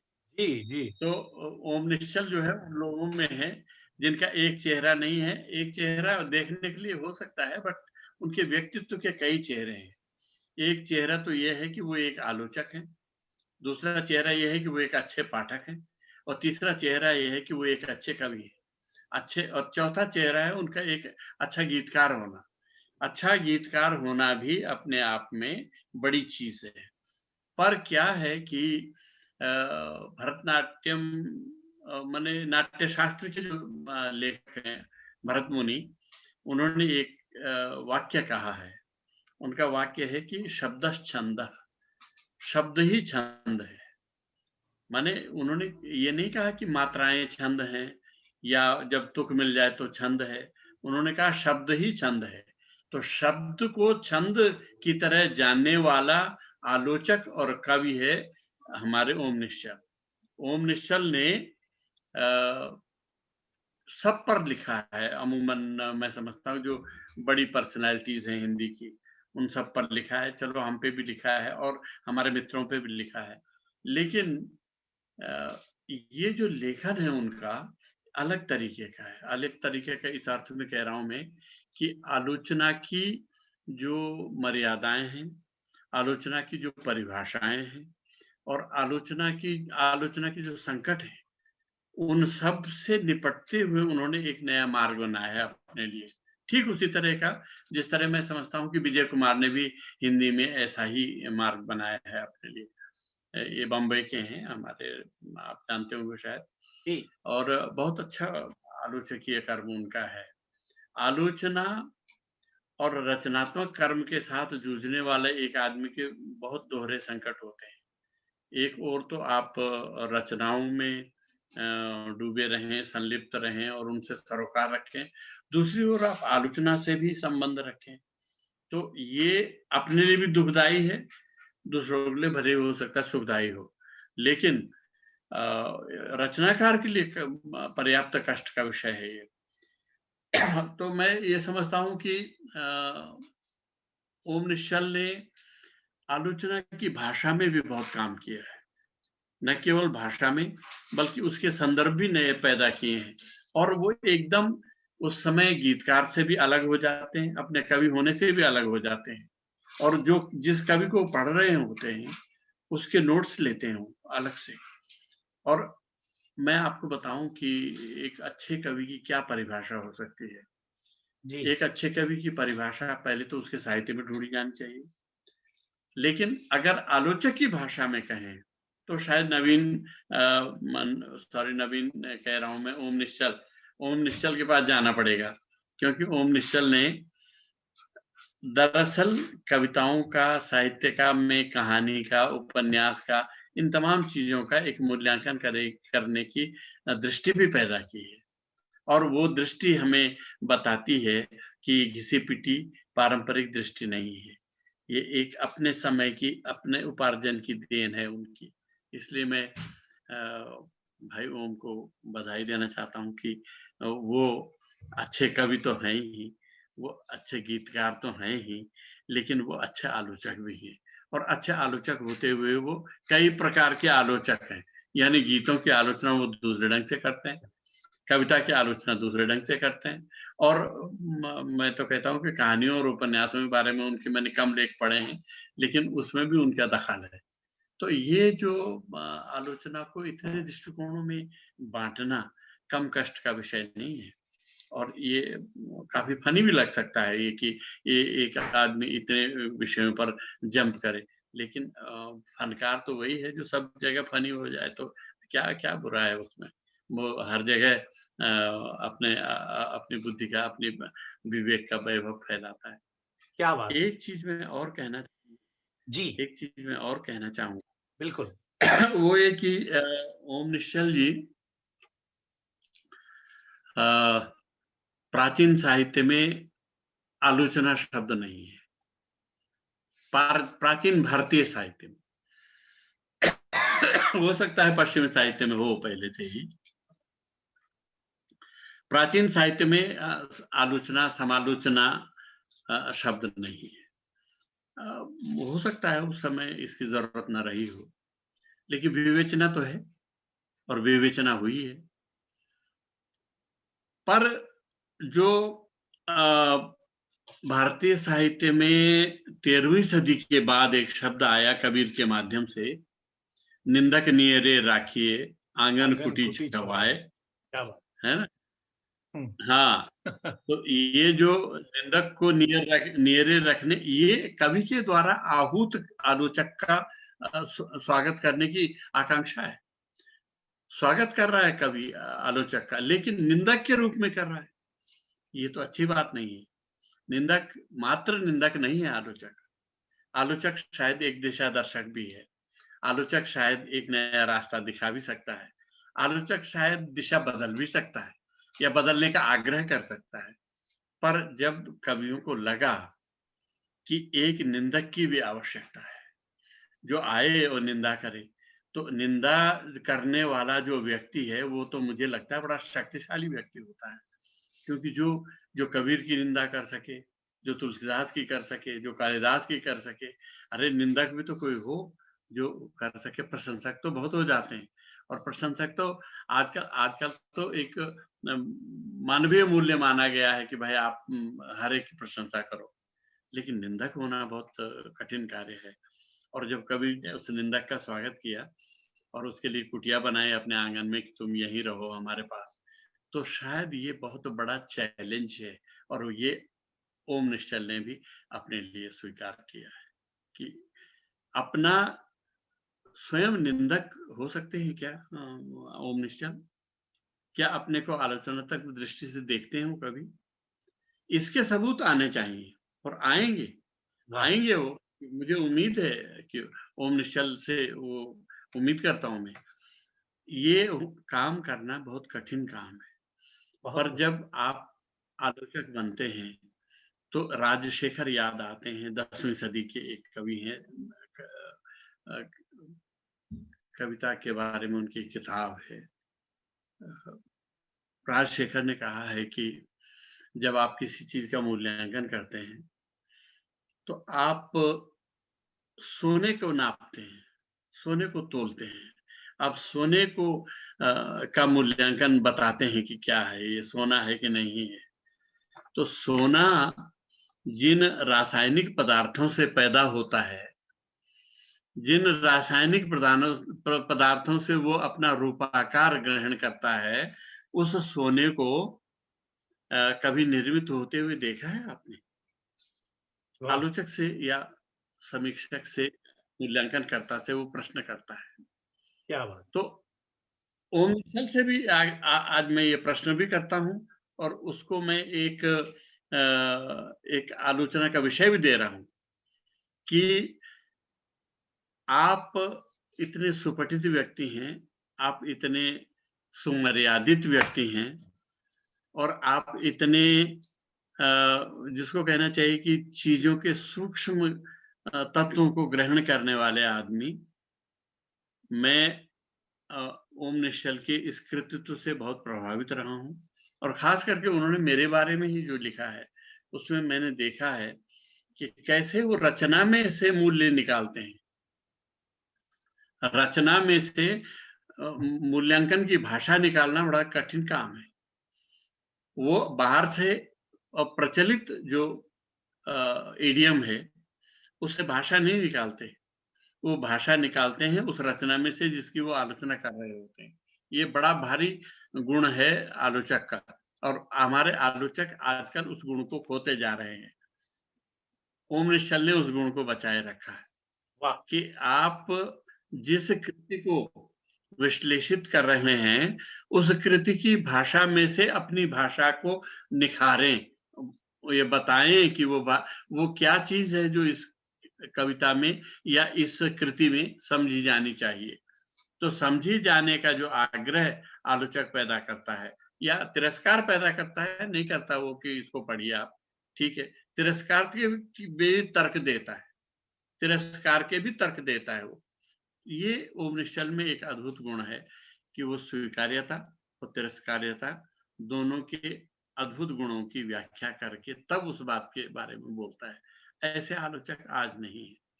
बहुत थे खूब। हमारे यहाँ बहुत सारे नामर्दी और बहुत सारे लोग थे, वो बताते थे। लेकिन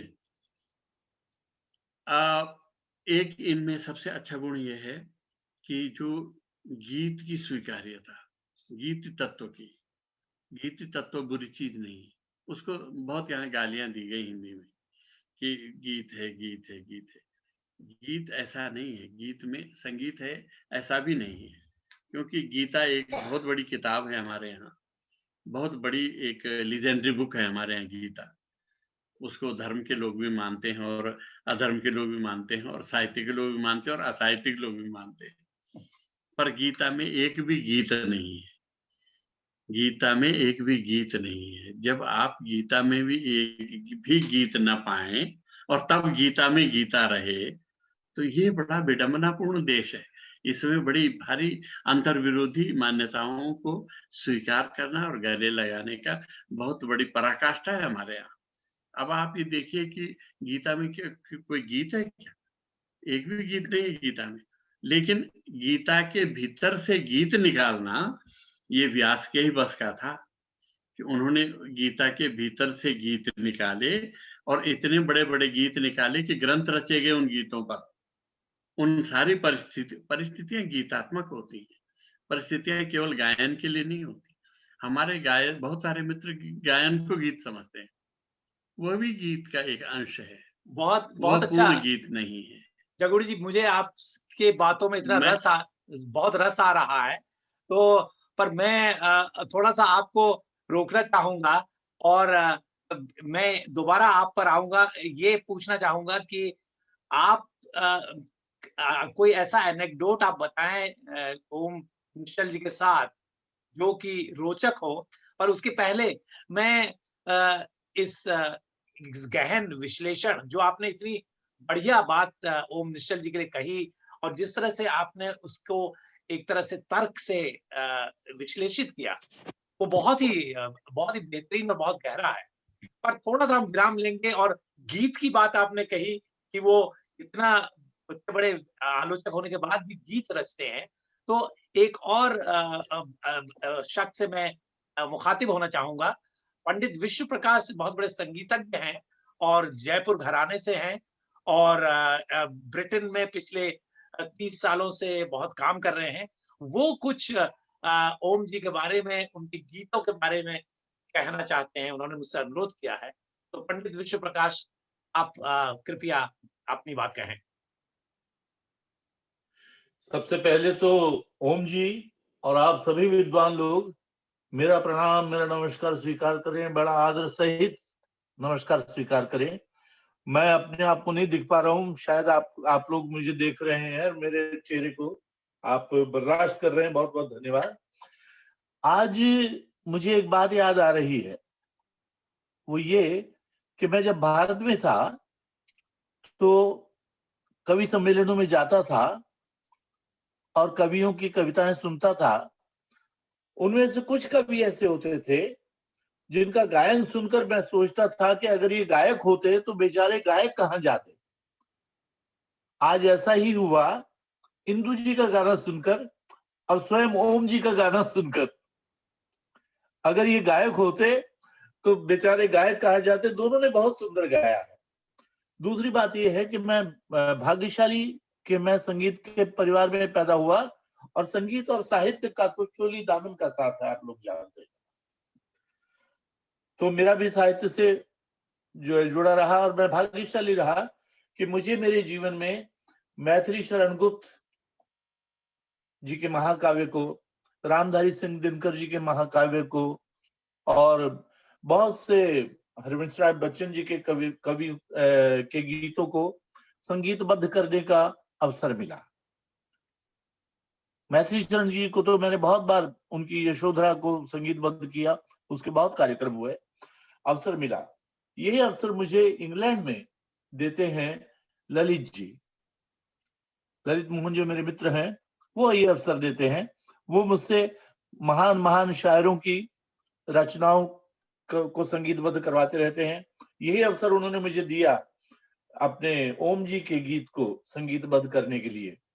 तो उसको संगीतबद्ध करते हुए मुझे वही आनंद मिला ओम जी, आपके गीत को संगीतबद्ध करते हुए वही आनंद मिला जो मैथिली शरण गुप्त के काव्य को संगीतबद्ध करते हुए, रामधारी सिंह दिनकर के काव्य को संगीतबद्ध करते हुए मिला था।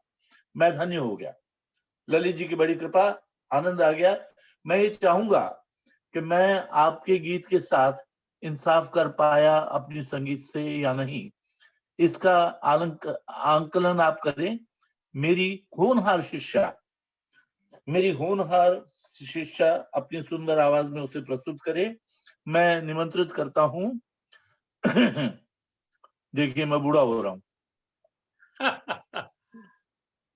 उत्तरा सुकन्या मैं अपनी प्रिय शिष्या का नाम भूल रहा हूँ। हाँ, उत्तरा सुकन्या जोशी से प्रार्थना करता हूँ कि वो मेरी संगीत रचना और ओम जी का गीत आप लोगों के सामने प्रस्तुत करें। इसी के साथ मेरा नमस्कार स्वीकार कीजिए। नमस्कार, धन्यवाद। नमस्कार। नमस्कार।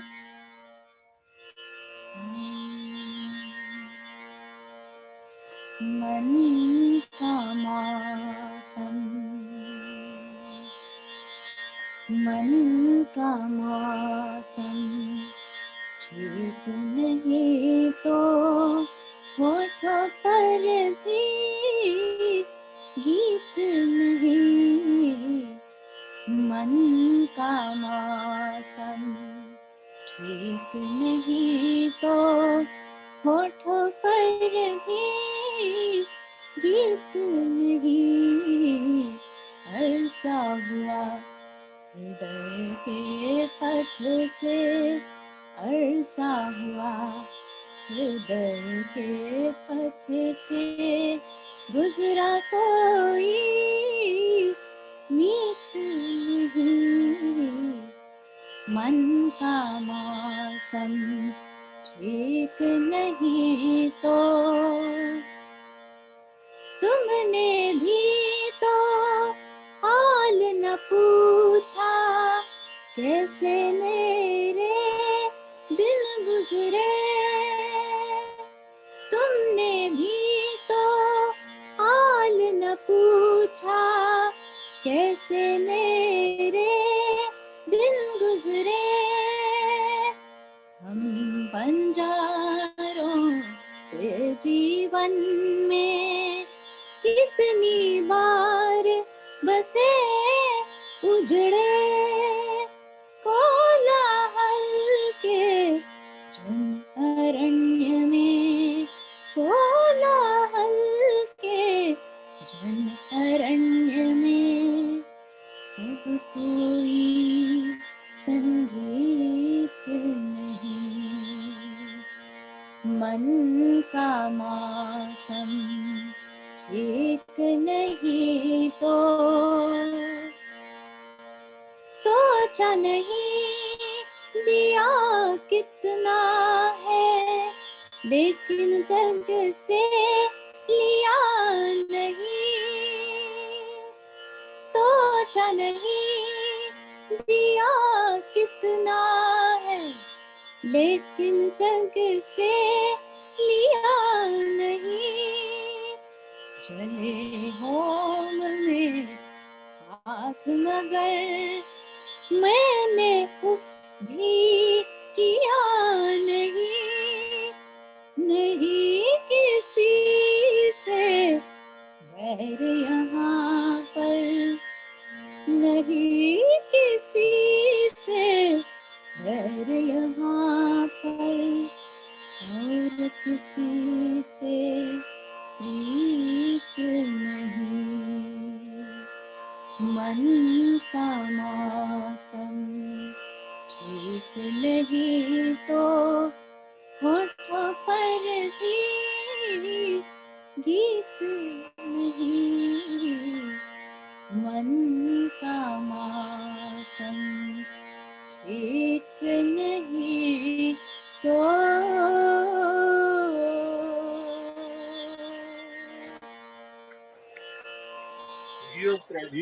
बहुत बहुत धन्यवाद। बहुत धन्यवाद पंडित विश्व प्रकाश जी को और उत्तरा को भी, जिन्होंने इस गीत को सुनाया। मैं जानना चाहूंगा अपने मित्र ओम जी से कि उनको क्या लगता है, कितना न्याय किया इस गीत ने उनके गीत के साथ। नहीं, बहुत ही अच्छे तरीके से इसको संगीत में उपनिबद्ध किया गया। और जाहिर है किसके बोल हैं कि मन का मौसम ठीक नहीं तो होठों पर भी गीत नहीं। सच है, बाहर का मौसम कितना भी हरा भरा हो, लेकिन अगर भीतर एक हरा भरा अकाल हो तो कोई गीत कैसे रच सकता है। तो गीत की जो मनोभूमि है, जिस भूमि में इसकी रचना हुई है, उस एहसास के बिल्कुल पड़ोस, बिल्कुल निकट उसको उकेर दिया है पंडित विश्व प्रकाश जी के संगीत निर्देशन ने और सुकन्या के गायन ने। बहुत अच्छा लग रहा है मुझे, बिल्कुल उसी एहसास की मनोभूमि में उतर कर इसे गाया है। बहुत बहुत उन्हें प्रणाम और सुकन्या को बहुत आशीर्वाद। बहुत अच्छा, बहुत बहुत शुक्रिया आपको ओम जी। देखिए इतनी बहुत धन्यवाद, बहुत बहुत बहुत बहुत धन्यवाद। ठीक है, बहुत बहुत धन्यवाद। धन्यवाद उत्तरा आपको भी, कुसुम जी और विश्व प्रकाश जी को, जिन्होंने मिल करके इस पे काम किया। देखिए इतनी सारी बातें हैं और इतना समय निकला जा रहा है। हाँ, कुछ आप कह रहे हैं क्या? केवल एक बात के लिए प्रार्थना करूंगा। जी बिल्कुल जी। ओम जी, संगीतकार को कुछ अधिकार दिए गए हैं। संगीत को माध्यम रखते हुए काव्य में एक आधा शब्द इधर उधर करने का मैंने उस अधिकार का प्रयोग किया। मुझसे जो भूलें हुई उसके लिए मैं क्षमा चाहता हूँ। नहीं, बहुत अच्छा किया है, बिल्कुल अधिकार है ये, बहुत अच्छे तरीके से रखा आपने। धन्यवाद। शब्द को आपने जो स्थापित किया, विस्थापित करके उसको सुस्थापित किया, वो बहुत ही अच्छे ढंग से किया। धन्यवाद धन्यवाद, बहुत बहुत धन्यवाद। वैसे तो पोएटिक लाइसेंस भी नाम की भी कोई चीज होती है, तो ये ठीक बात है, आपने ओम जी बिल्कुल सही कहा। इतना समय तेजी से निकला है और इतनी सारी बातें करने को रह गई हैं। मैं लीलाधर मंडलोई जी को आमंत्रित करूंगा कि वो अपना अध्यक्षीय वक्तव्य दें और अपनी बात कहें। लीलाधर मंडलोई जी। ललित, मैं आपका बहुत धन्यवाद ज्ञापित करता हूं कि आपने ओम जी की शान में इतनी खूबसूरत शाम मुनक्किद की। और मैं अध्यक्षता तो क्या करूंगा और अध्यक्षीय उद्बोधन क्या दूंगा, जहां जगुड़ी जी हों हमारे वरिष्ठ कवि, तो उनके सामने तो कुछ भी बोलना बहुत न्यायोचित नहीं होगा, लेकिन फिर भी कुछ बातें तो करनी ही है। ओम जी को लेकर मेरे दिमाग में बहुत सारी बातें हैं, लेकिन बहुत संक्षिप्त में ही कुछ कह पाऊंगा। पहली बात तो यह है कि मुझे देवताले जी की कुछ पंक्तियां याद आ रही, उनकी कविता की पंक्तियां हैं। उन्होंने कहा था कि शब्द वरदान है और यदि शब्द को वापरने में भूल हुई तो शब्द तबाही भी मचा सकते हैं। ओम निश्चल जी इस बात का पूरा ध्यान रखते हैं कि आलोचना में उनके शब्द तबाही न मचाएं, क्योंकि ये जो तबाही होती है वो शब्दों के नए और अस्पुष्ट पाठ से या नए मिथक के बर्बर सृजन से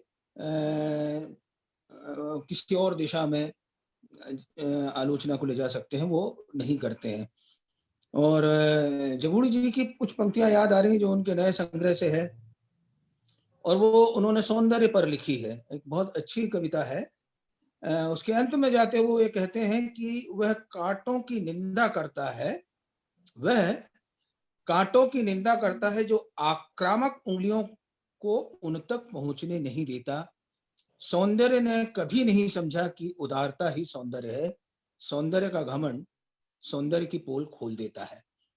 तो एक तो क्या है कि कविता के सौंदर्य में जाने वाले आलोचक हैं, मैं समझता हूँ ओम जी, और उनके लिए उनकी उदारता, उनका जो एक डेमोक्रेटिक अप्रोच है आलोचना में, वे एक समावेशी आलोचक की तरह ज्यादा हमारे सामने आते हैं।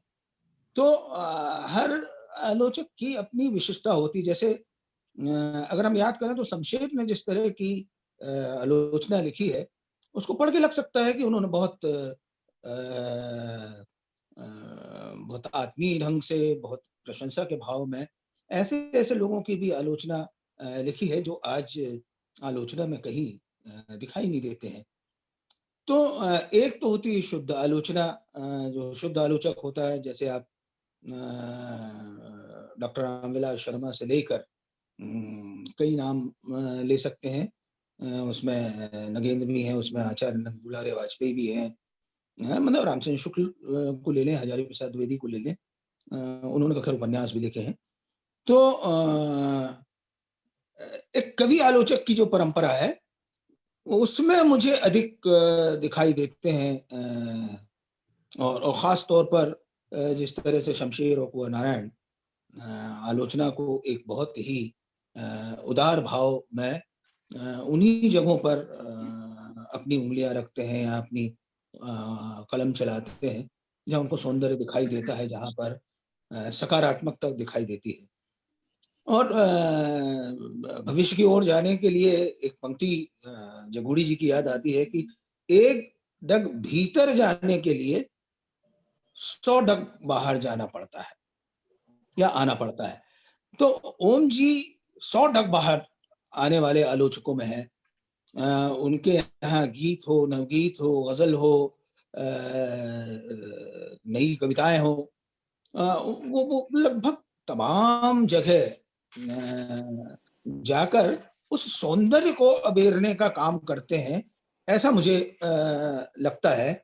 और इसको एक कमी के रूप में भी देखा जा सकता है, और ये कमी तो हम खुद जो कवि हैं अपने आप में भी देख सकते हैं। तो एक तरह का उनके अनुभव का एक अलग योग बनता है। जैसा कि जगूड़ी जी की कविता है कि इस तरह अनुभव का योग और अनुभूति का सर्वगम संयोग होता रहे, धन्य है वे कवि जिन्हें गणिकाएं भी अमर फल के योग्य समझती हैं। तो अगर प्रकारांता से देखें, संकेतों में देखें, तो हो सकता है कि आपको इन पंक्तियों में भी ओम निश्चल जी की आलोचना देखने को मिले। पर मैं जब उनको लक्षित करता हूं तो मैं अलक्षित जगहों से उनको देखना चाहता हूं कि उनकी जो परंपरा आलोचना में बनती है उसके पीछे कौन से तत्व है। एक तो उनका भाषा ज्ञान है, वे हिंदी, संस्कृत, पाली और अंग्रेजी से प्रेम ही नहीं करते, बल्कि ज्ञान की अनिवार्य जरूरतों की मानिंद इन भाषाओं को जीते हैं। और इसके साथ उर्दू के साथ भी उनका एक गहरा लगाव है। वो गजलों में जाते हैं, उन्होंने अदम गोंडवी और मुनव्वर नारा की गजलों के ऊपर भी लिखा है। तो उनके समक्ष चाहे मूल हो चाहे अनुवाद हो, उसकी परतों से व्यवहार के स्तर पर गहरे तक जो कथ्य आता है वो उसका अन्वेषण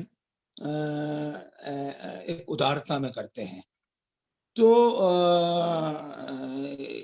ये इस बात से भी हम जान सकते हैं कि वो हमारे समय में जितने समकालीन हमारे कवि हैं, जो प्रतिष्ठित हैं,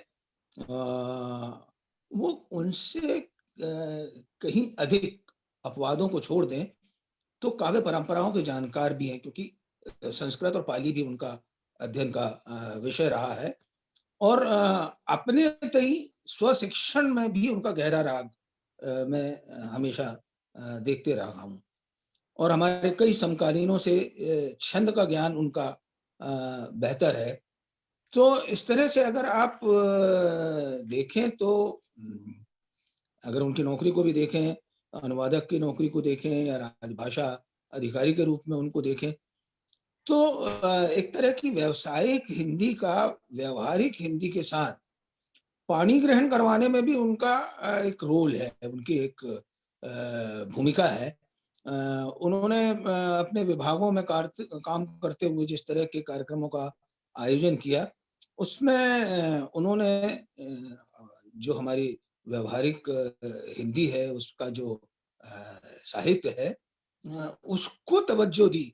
व्यवसायिक हिंदी को तो उन्होंने सिर्फ अपनी नौकरी के लिए, रोजी रोटी के लिए उसका इस्तेमाल किया। अब उनकी एक जो एक खास तरह की आशिकी है वो उर्दू और हिंदी दोनों तरह की शायरी से है। तो ये जो उनकी आशिकी है वो उनको एक नया कोण देती है, और बहुत सारे जो आलोचक शुद्ध हिंदी में लिखते हैं तो उनके साथ मेरा राब्ता थोड़ा कम बनता है। हमारे एक कवि थे सुदीप बनर्जी। सुदीप बनर्जी कहा करते थे कि जो बहुत शुद्ध हिंदी में लिखता है वो मुझे सांप्रदायिक लगता है, क्योंकि हिंदुस्तान की परंपरा शुद्ध हिंदी की परंपरा नहीं है, या हमारी हिंदी की परंपरा शुद्ध हिंदी की परंपरा नहीं है। तो अपने आप को अपडेट करने के लिए जहां वो संस्कृत साहित्य में जाते हैं, उसकी परंपरा में जाते हैं, पाली की परंपरा में जाते हैं, तो उसके समानांतर वो उर्दू की परंपरा में भी प्रवेश करते हैं।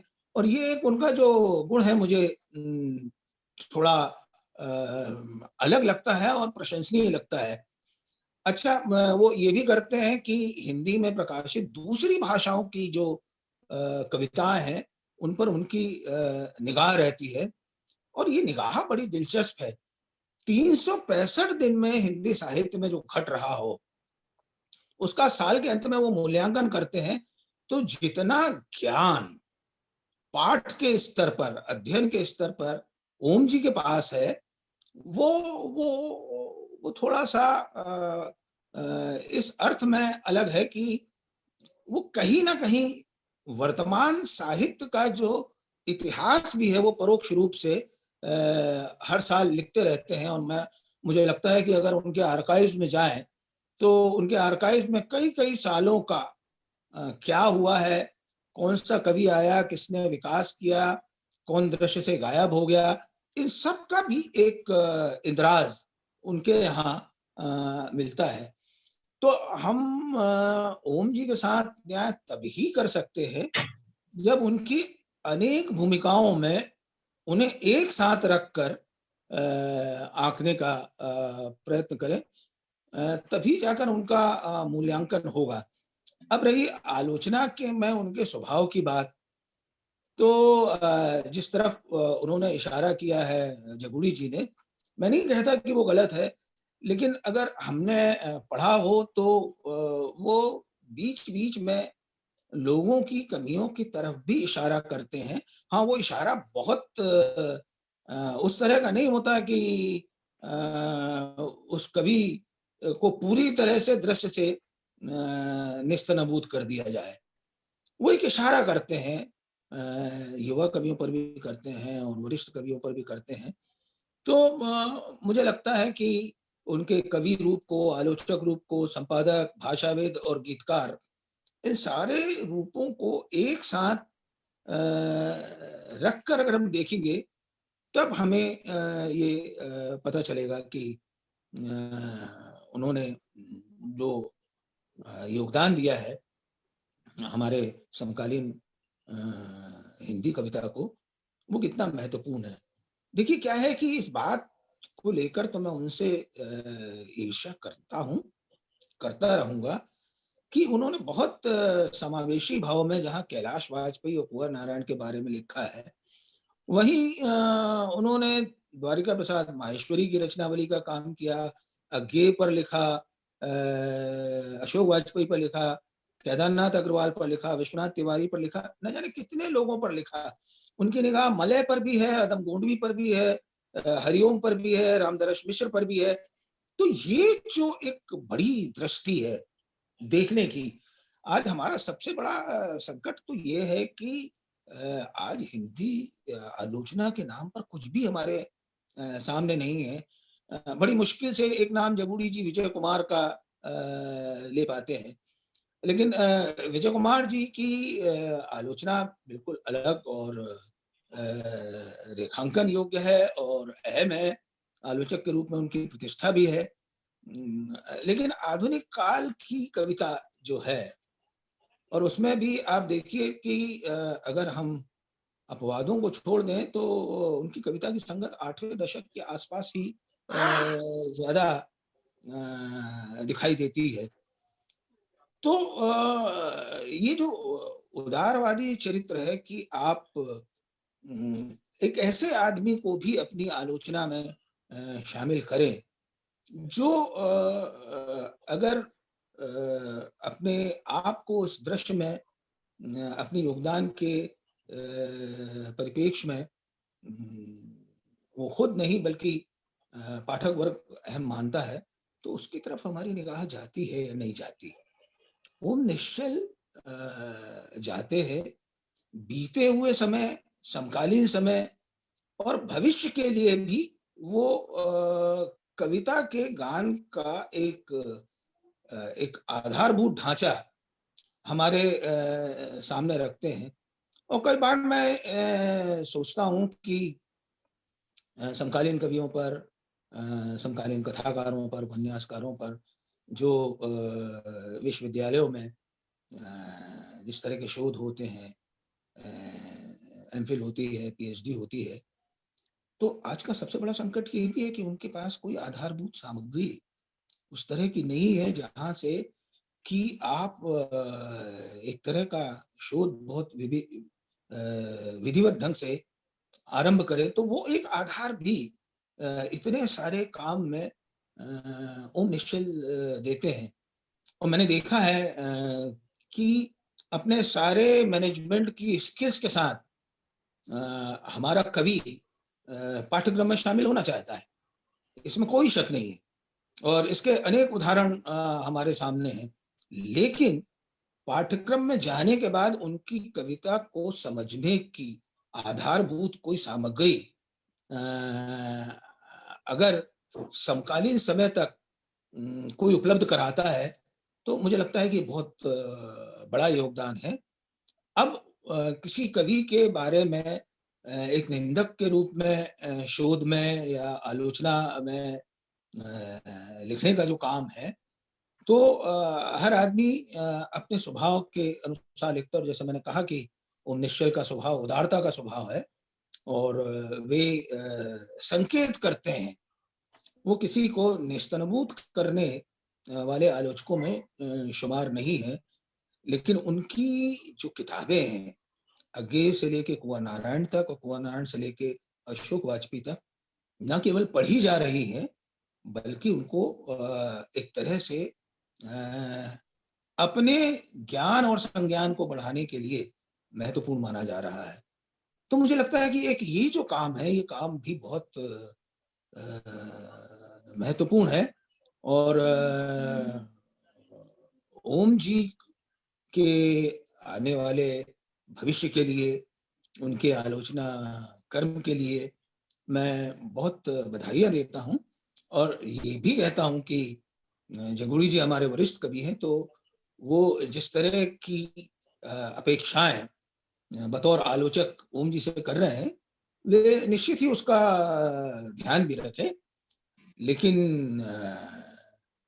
उनका अपना जो उदार भाव है सौंदर्य को लेकर, और जगूड़ी जी की कविता की तरह उसको भी वो बनाए रहें, क्योंकि उसमें बहुत सारे लोगों की कविता तक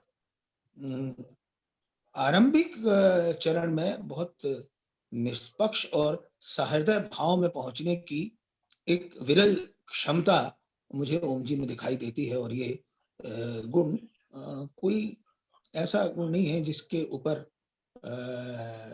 किसी तरह के सवाल, बहुत बड़े सवाल उनके आलोचना कर्म पर किए जा सके। मैं उन्हें पढ़ता हूँ, उनको पढ़ने से मेरा जो इतिहास बोध है, मेरी जो समकालीनता है और मेरी कविता का अपना जो रास्ता है, वो मुझे पुष्ट होता हुआ नजर आता है। और ये होता है कि अपनी समझ के हिसाब से सारे लोग ग्रहण करते हैं, तो मैं बहुत सारी चीजें ग्रहण करता हूँ, और हो सकता है ओम जी की बहुत सारी बातों से ग्रहण ना भी करता हूँ, क्योंकि मेरी एक निश्चित दिशा की वैचारिकता है और उसके अपने संकट हो सकते हैं। मैं कुछ चीजों का अतिक्रमण नहीं कर पाता हूँ, मैं अपनी राह पर चलता हूँ, लेकिन समावेशी आलोचना को मैं महत्वपूर्ण मानता हूँ। और ये जो ओम जी का गुण है, उसमें ये बातें हैं। और प्रसाद जी तो कहा करते थे कि 9 रस नहीं होते हैं, एक सबसे बड़ा रस जो होता है जिसमें लोगों को बहुत आनंद आता है, वो 10वां रस है निंदा रस। तो हमें निंदक होना चाहिए, निंदा रस वाला आलोचक नहीं होना चाहिए, और वे निंदा रस के आलोचक नहीं है, ये मुझे महत्वपूर्ण लगता है। मैं उनके भविष्य के लिए बहुत बहुत शुभकामनाएं देता हूँ।